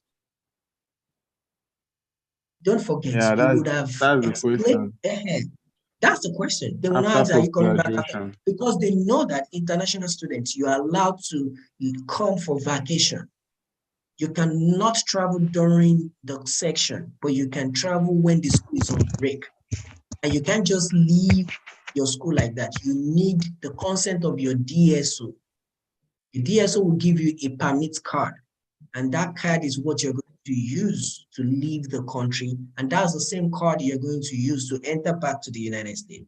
So if the time frame given to you on your card, you are probably, maybe you'll be spending more time, you need to communicate to your school to issue you a note, because by the time you're planning to come back, and at your point of entry, you might have issue to get into the United States back without that letter. So you can't just leave the United States. You can be within the United States. You don't really need letter. But for the fact that you're living as close as Canada, you have to inform your DSO of the school. So they are already aware of that. They are aware of that, rather, that you need to leave when, if you want to go home for vacation, if you want to visit your country for vacation, that doesn't stop you from coming back.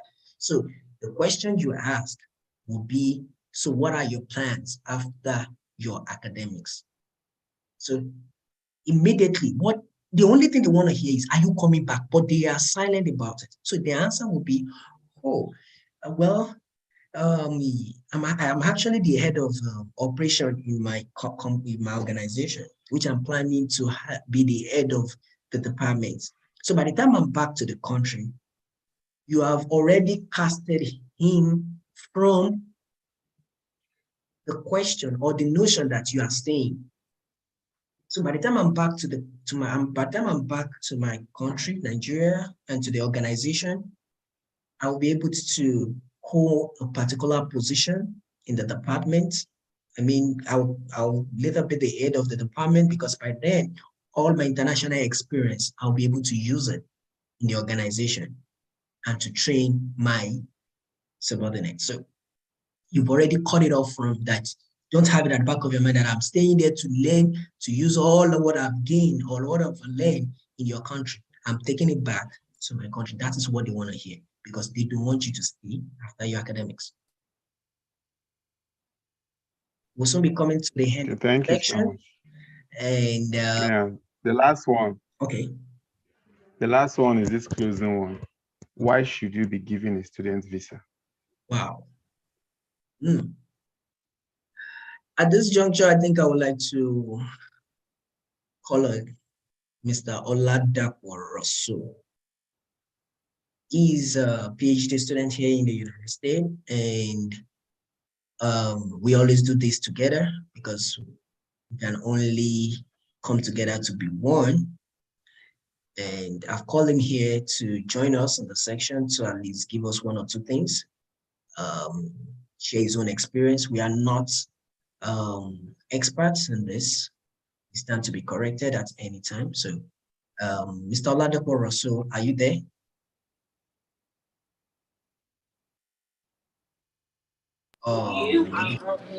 Hi everyone. I'm in a noisy place, but I'm going to do as much as I can. It's not really necessary to open my video here, but I'm going to do as much as I can to pull as much as I have over right now. So let me dive in directly. Can you all hear me? That's the most important thing. Yes. Yes. All right. Very well. Very Okay. So the last person that spoke now asked a question about what was the last thing he asked? So the question happens to be that why should you be given? Why should your visa be approved, isn't it? Or why should I give you a visa? Why should I approve your Yes, visa? yes. Why? All right, Yes. all right. Depending. Okay, let me bring that out through a conceptual view. The number one thing I want you to know that when a visa officer asks you a question, the question is not intended to get at you or to make you feel ashamed. The question is just that they just want to be sure. Have this mindset that my visa is halfway approved, and the rest is on me, because the question they just asked me, or they're about to ask me, or that they will ask me, is just to mark the remaining 50% to be sure. So when that question is asked, why should I issue your visa? Or how do you want to convince me that everything you have told me so far, you want me to believe you? Now, everything is at your advantage. The first thing I'd like to say to answer that straightforward is, number one, depending on the program you are going for. If you are going for a medical program, good. If you are going for engineering program, good. If you're even going for business program, MBA, a management program, good. The reason why it is good, regardless of the program you are going for, is because there is a general consensus that there is a brain drain in Africa, and there's deficiency of quality human capital in Africa. Come from that perspective, that just give them a statistics. I'm telling you the fact. Give a statistics that comes to your mind. But when you give us that, just tell, according to maybe Nigerian publication or the Ministry of Science and Technology, or to the healthcare sector in Nigeria, there is a need for qualified personnel in engineering, in mechanical engineering. And me going for this program will give me the experience needed to return back to Nigeria to add to the gap in this area. That's number one. Number two, it has always been my future aspiration to help the community to give back to Nigeria and to support in technological innovation, in medical implementation, and even in healthcare sector, or even in the banking sector. Granting me this visa will give me the opportunity to return back to Nigeria to give my best back. And lastly, it will be an opportunity for me to fulfill my long life or long-term view or vision or passion, to be a medical doctor, to be an engineer, to be a seasoned banker, to be a qualified global project manager, or whatever, upon my return back to Nigeria. Now, when you answer that question that way, you have touched three things. Number one, that means you love Nigeria, you want to come back. Number two thing is that you understand that there is a gap and there is a need for what you are going for. And when you come back, you'll be filling a gap. Number three, you are a person of vision and you have purpose. You know what you are going for and you know why you are going for it. And lastly, they will know that you are not just coming or you stumble an ambition and just want to go to their country. It will show to them that this thing has been in your heart for years. And now is the opportunity for you to get it and make use of it to bless Nigeria, to bless humanity, to bless their community. So, so that's just it.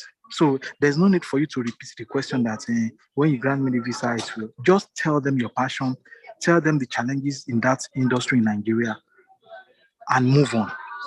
And when you're answering the question, keep repeating the word. I'll be coming back to fill the gap. I'll be coming back to fill the deficiency. I'll be giving back to my community and humanity. So by the time you are done with that, they will not need to ask you, what are you coming back to Nigeria to do? Because you've already said it in your answer. And they've seen that you have passion to come back home. That's all I can say to that. If there's any other question, I would like to answer it. That's all for now. So thank you so much. Thank you, Mr. Arusi. To complement what the point just said about the question, if you're being asked, so why should I approve your visa? Yes, well, approving this visa give me the opportunity. Like he said, always ring it to them. Like by the time you are back, even if the questions, let's say they've asked a similar question towards like that. Make sure you nail it back to them that by the time you're back to the country, whatever you learn, approving this visa will go a longer way in my academics, one, in my way of life, two, and in my organization where I'm currently working. That's what you will now nail on. Because by the time I'm back to the country, whatever I've learned there, I'll be able to use it to build my organization, to build where I'm working currently, and I will be to engage in international recognition. The same question, I think they asked me that same question too. So I think I've been able to answer your question. Any other question, Mr. Right? No, that's all. That's all. Thank you so much. Thank you. I really appreciate it. I think I'd like to say something. Sorry for cutting it. When they ask you a question before and they ask you the question again, if you have additional thing that is relevant to that question, say it. If you don't have, don't disturb yourself. Just repeat, like I have said earlier, this is it, this is it, this is it. Keep hammering, let them know you know what you are doing. It's not that someone has taught you have crammed. If you don't, He even asked me my own question then was, so tell me, since you mark, you record, why do you still want to go for your PhD? The question was like, see that question. The question was like, kind of question. I almost lost balance. That's the truth. But when you know that you have to be creative, when you have that on your head by the time you're going for your visa interview, that has me I need to quickly be creative. Not like, no, immediately, if something is owing you money that time, because I know currently now, or they ask you to come and collect new notes, because I know that is what is currently running now. Forget about the new notes now. Sort that point. Don't let that get to your head. So immediately be creative. Any question comes in, make sure you create a line. Make sure you create a balance that will be able to match with what they ask you. So that's all for now. I have some questions on the chat box. Before we end the section, I would like to use this medium to talk about the school, Carolina University, is situated at Winston-Salem, North Carolina in the United States of America. The website is carolinau.edu. We have great scholarship. We have good international skills, and most of people here can testify to the way at which the admission officers interact with students, their friends. We don't segregate here. Although it's a Christian university, and the good things are Muslim. So from your mind, you should already thought what is it's a Christian university and I'm a Muslim. Would they give me admission? No. Carolina University discriminates. In fact, the US government negates something like that. If you're a Christian, that's your religion. If you're a Muslim, that's your religion. If you're others, that's your religion. Regardless of your religion, regardless of your tribe, regardless of who you are, Carolina University gives equal opportunity to students. So again, about Carolina University, our application fee is 25 USD, and we have actually mandated all international students to evaluate their credentials. I mean, through the ECE, WES, WES, Spartan, or Scholario. So what is people always ask me that, why do I need to evaluate my credentials? This part is actually for those that they are still thinking of submitting their application. We don't have a closing period for application. We have a rolling application, and the application, the only thing is, if you want to apply, you need to give the school like a 6 month for you, let me say, period to your resumption. So currently, for those that are in Africa, we are not accepting application for summer 2023. Summer 2023 here is actually May, June. So we are only processing application for fall 2023, and this will enable you to be able to sort out both your evaluation, getting your documents, and also applying for your visa interview section.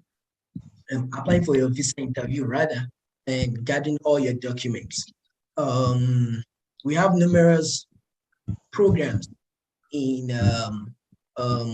Carolina University. So if you're looking at undergraduates, yes, undergraduates applicants always ask me that, oh, I only have WAEC, I only have West African Examination results. So how do I apply? Of course, you can apply. All you need to do is go back to your secondary school, your former institution, and request for your SS1, SS2, SS3 transcripts, or preferably rather, send your transcript to send your WAEC to Spatron or West for them to evaluate your credentials. The essence of this evaluation will enable admission officer at Carolina University, by the time you submit your application, to be able to determine if you are eligible for a scholarship, work study opportunity, and other benefits. It's very important. We will not accept transcripts that's been sent directly to your institution and from your institution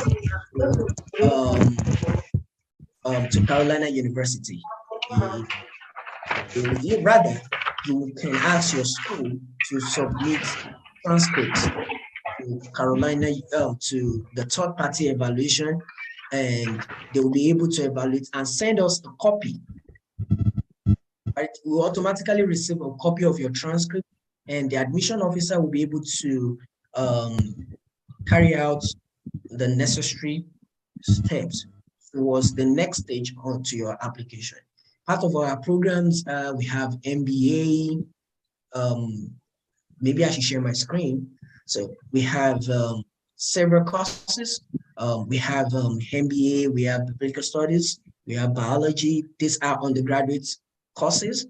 We have education for those that have interest in education. Funnest part is I've always been an educationist. Or let me say my undergraduate was early childhood education, my master's in philosophy of education, and I'm currently running my PhD in education administration in the same school while I work as the admission officer for PhD students and School of Leadership. So education is very interesting, and we have good curriculum towards that. Then we have, for those that wants to go for IT, we have electronic and electrical, we have industrial studies, and so on and so forth. For graduates, these are our courses. We have American laws and justice, same as biblical studies, computer science, counseling, criminology, cybersecurity, data science, divinity. We have MBA. All these are concentration. All those you're seeing here, they are concentration under MBA. And for PhD, which I actually am the admission officer there, we have healthcare administration, we have innovations, we have leadership, we have education administration. If you are coming for education administration, note, you must have your master's in education as your background. It's part of the requirements, and your evaluation must come in with a CGPA of 3.00 for you to be eligible for your master's. However, if your evaluation comes back less than that, you should still submit an application to the school. The committee meets and decide not only by your academics. That's one good thing about Carolina University. If you have a low CGPA, don't determine it yourself. Don't decide that, yes, I won't be given admission. Submit an application. If you're a risk taker, submit an application to the school. Allow the admission officer to decide whether you are eligible or not. Because when we see people that they don't have up to the CGPA, we look other things. You have your statement of purpose, we have your CV. Some might be opportunities, just like somebody that graduated with a first class might not as brilliant, or let me say intelligent. Let me use the word intelligent as somebody that graduated with a third class. It might just be an opportunity. So why do we limit people for what is not? There are some that graduated with first class. Stand to be corrected. I'm not blaming those that first class, but they cannot even hold a plier or they can't even exhibit what they've learned. So don't give up on your dream. If to further academics, if you to further your learning, your knowledge outside the country, come to Carolina University, communicate with me. For those that want to reach me, you can easily reach me via my email. I respond to my email as fast as anything because we are in a technology advanced state. So most times we communicate via email or check your email. In fact, if I'm communicating with most of my friends, rather than for me to say text message, I'll say, oh, I send it to your mail. Oh, sorry, my bad, your text message. So if you really want to get my attention, my email is Hakeem, HAKEEM, at carolinau.edu, carolinau.edu. So reach out to me, ask your questions, whatever bugs you, disturb you, you want to learn, you want to know. Our application is very straightforward. Submit an application of 25 USD, wait for at least 48 hours for an admission officer to reach out to you that your application has been received, and your admission officer is going to send you a welcome note and also tell you that he is here to guide you accordingly till you get to the United States for the seamless process of application. And most people that have submitted application can see that we always ask, oh, what is the stage of your application? What's the steps that you've taken? Do you need any help? Communicate with your communicate with your admission officer. The best answer might be very clear. So I just let me use that opportunity to tell you more about the school. So to hand everything, I will attend to some questions briefly. Someone asked me asked a question on the group chats that firstly said, dear tutor, firstly, please, what are those questions you expect for a family of 4 that intend to get their visa, and if the visa interviewer asks, why are they going with you, and what's your plan for the remaining family going with you? So let me first answer this question for those that they are coming to the United States with their family. Regardless of you coming here with your family, let's say your family, let's say you are the wife is actually the principal applicant, and the husband is one following. Like I said, everything still boils down to creativity. You have to be creative in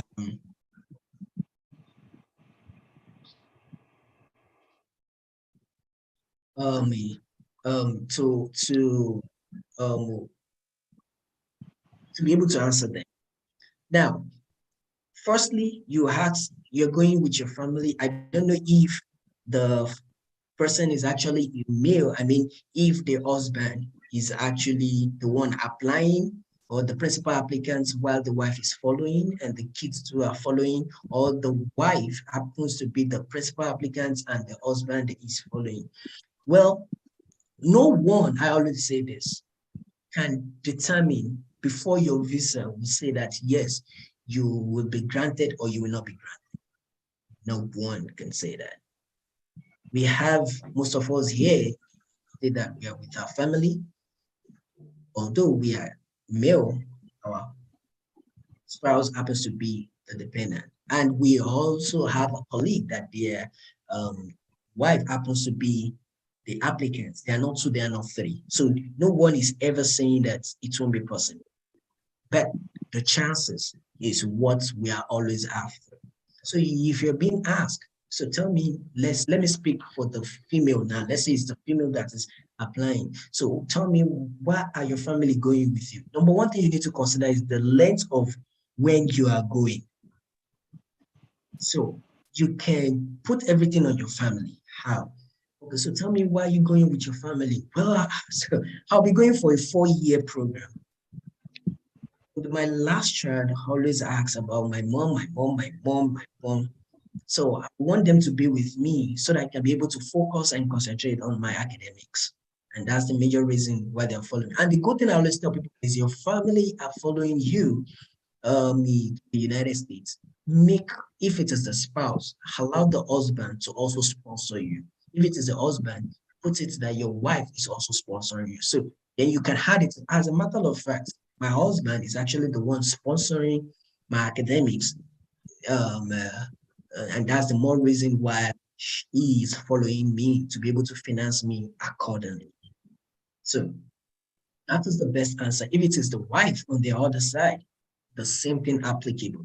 So you just have to make sure you are able to be creative more on that. Then you ask another question, if you are going for a 3 to 4 year program and you are sponsoring yourself, but the fund would only be enough to cater for like 2 years, how do you explain the situation to the visa officer? Now, number one, it won't even get to this stage. Why? Because your admission officer would have ensured that you have a lot of proof of fund for you and your family. The US government wants to see the amount in your bank statement. So you won't even get to that stage of you not having a fund to come here to the with your family to the United States. So you must have that fund in your bank accounts that you are using as proof. So forget it, it won't get to that stage because your admission officer will process your documents for your I-20 if the funds are not enough. So you don't stress yourself, your admission officer will ensure that the money, and it's only yearly, but there's an affidavit you are going to fill that every year you'll be providing that such amount. So once you fall out of status, and that's one thing about couples, once the husband or the spouse fall out of status, couldn't pay for the school fees, and probably you're out of the system, the same way you get to the United States is the same way you are going to get back to your country. It's very simple, meaning that whatever happens to A as a couple, you are joining together. And note, here in the United States, officially, the spouse does not allow to work in the United States. So think about it before you put in your family in. It's a good thing to have your family here. But if you apply first, you can always apply for F2 for your family to come and join you in the United States. By that time, you would have spread wings for them. Make sure that, yes, things work out fine for you. Settle in first because you're moving from a new environment, from your environment to a new environment, which you know no one from, or even if you know, you still have a lot of time to settle in. So the best way, and the school here doesn't have accommodation for family. So you have to get your own accommodation outside the university, which makes it, you need to apply wisdom when you, so I think I've been able to answer that. So another person said he or she had a question. Who is that? Okay. Atobi Shegun, please, can you go ahead and ask your question before we call it a day? Okay, please. Good evening. I'd like to say it via the microphone. First of all, I would love to appreciate your efforts this morning. The other guy that spoke to us. Quickly, I have just let me say 1 or 3 questions, but they are very, very short questions. The first one says, on that your page that you displayed, okay, you said student, no, the academic support or something, and let me just read out what is on that list. The CV, the transcript, but there was this certificate that was displayed on it. You didn't indicate the kind of certificate it's going to be. Oh, sorry. I mean academic certificates. Okay, because I was thinking maybe birth certificate or death certificate. And that folder, which is your academic supporting documents, they are just there to just support in case, let me use this, in case a family village people wake up and it's like, oh, I'm not so sure about your academics. Can I have your transcripts? Anything can happen. That is why you are going in with you. So ordinarily, because they have everything on their system. That's why your I-20, everything is on the system. So Okay, that's why I thank said that third folder is actually for sheet of papers and academic supporting document. Okay, thank you. And the second one, it has to do with because everything I've been hearing since morning, it's about you trying to get a company that would give you a relief a release Letter of letter. release. Yeah, so that it will sound as if you're leaving the company to to further for your education. But I'm asking, is it possible for we self-employed to just apply? Is it possible for someone not to use that route and just say, okay, I just want to Yes, I said it. apply? Yes, I said it that whatever you inputted on your DS-160 Okay. will warrant the documents you are presenting at the embassy. So Okay. if you put self-employed, your company actually is a self-employed, or you have your own company at that. So it's not, you can't get a letter of release because you work for yourself. Except you have a company in the name of a company that you are the CEO. That is where you can also punch into it. So self-employed, you are working for yourself, you are eligible to apply for visa. So far you have all your documents. And the most important document is your I-20. Okay, so quickly to the third question. You were saying something about our spouse. Thank God you just expatiated someone going before your spouse and probably they'll come and meet you later. That one is a good one. But you said something that your wife, probably when they ask you, why is your wife not following you? And you just give them a reason, probably she's working somewhere, blah, blah, blah, blah. Okay, when it's time for them to come over, I'm just thinking out loud, and your wife is about to go for her own interview as well. Don't you think there'll be a record for Yeah, you? that's why you use the same language. You use a sentence that for now. Okay. That statement is there. For now, she or he won't be able to follow me now. That's why for now is there. Like at the moment, you can use the word at the moment. She or he won't be able to follow me based on the nature of his or her job.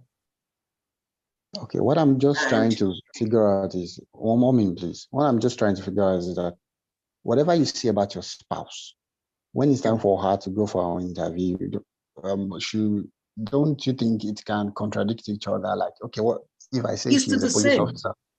Okay. No, it's the same. You must, that's why whatever you are saying, you have to know whatever you are saying. And you are not feeling DS-160 for your wife.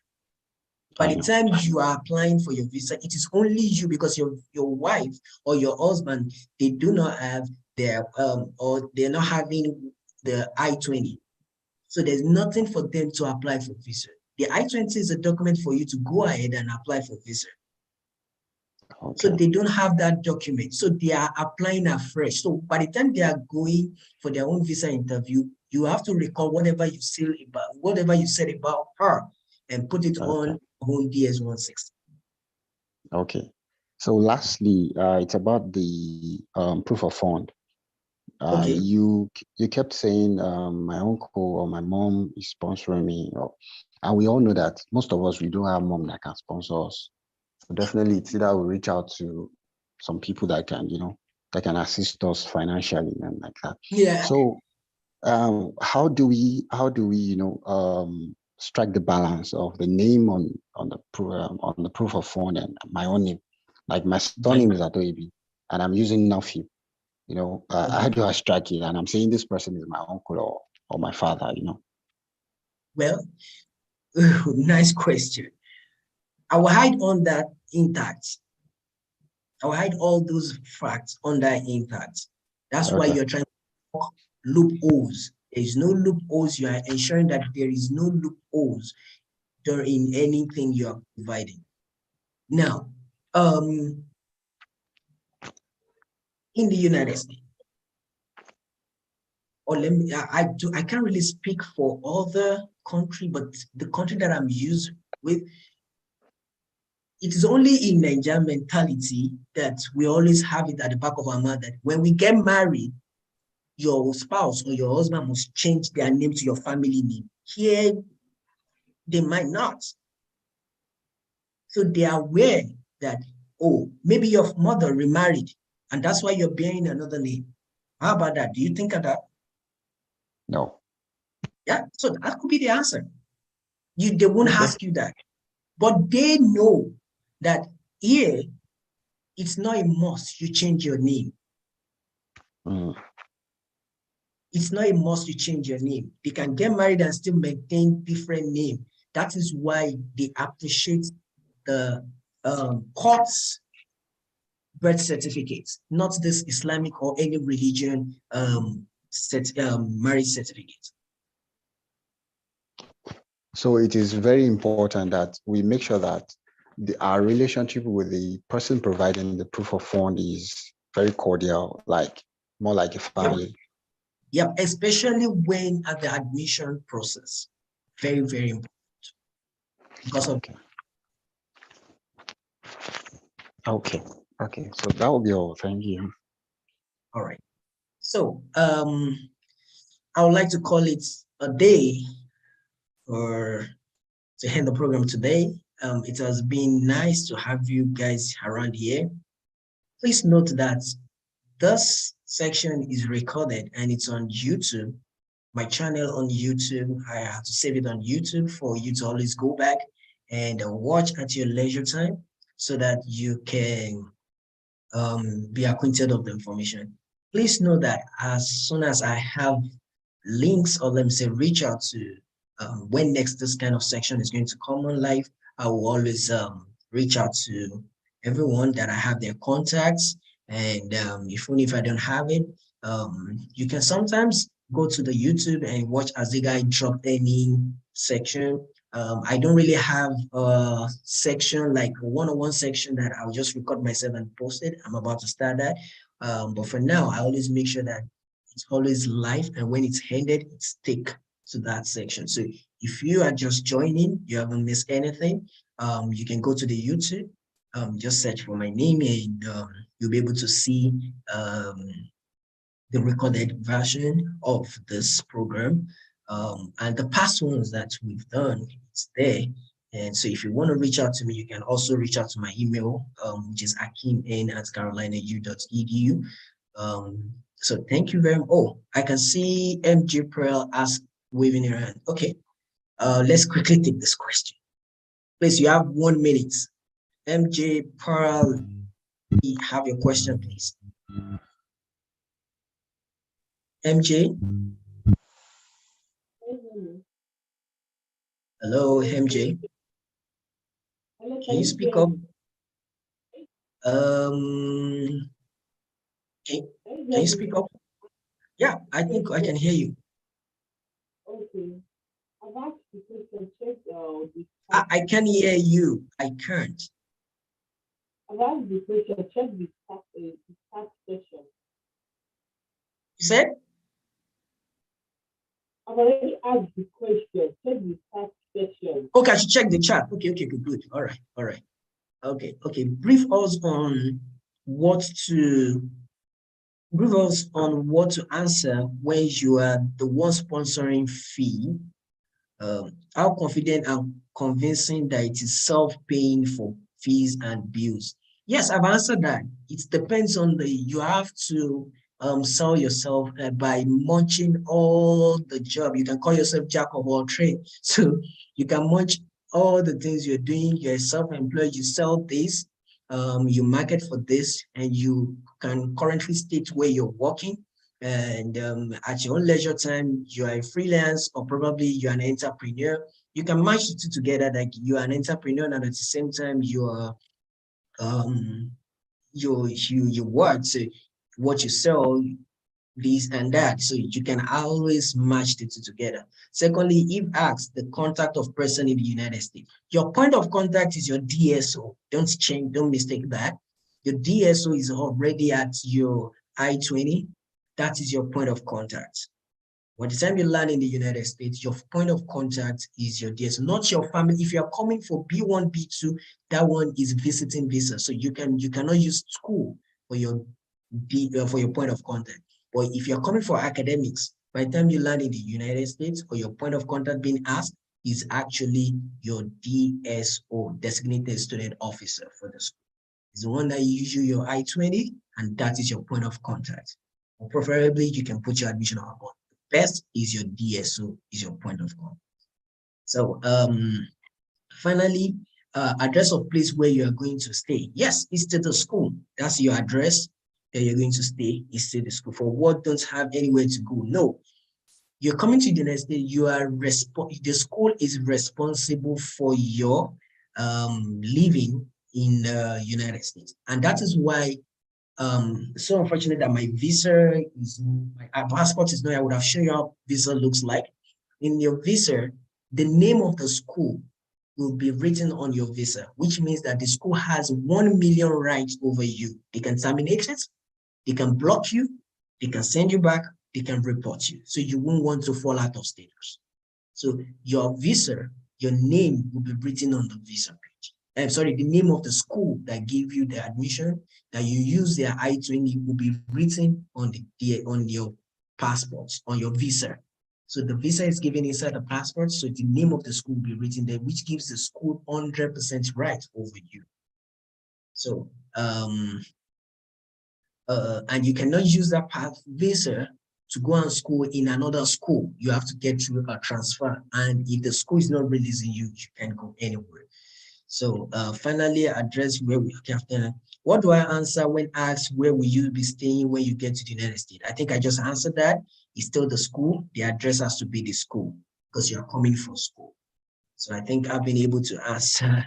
If we keep attending to questions, we won't be able to head today's section. I think I should organize one more section for this later on. I have a class by 6 p.m. today, and I would like you to all to release and permit me to leave. Don't worry, guys. I'll always have another section where we'll be able to communicate more. Maybe we can start early. And Mr. Gerard, I wish you all the best tomorrow for your interview. By this time tomorrow, we share the good news. Well, I will still call you to still give you one more tips because my joy is to see you in the United States. My joy is for you to be here to join us. And I love seeing my African American people. Okay, I've already seen American, let's African people joining us here at Carolina University. You're going to love it here. It's a nice environment. The weather is cool. I'm enjoying it, loving it, and I can't wait to see every one of you. Thank you very much, everyone, and have a wonderful night. Bye-bye.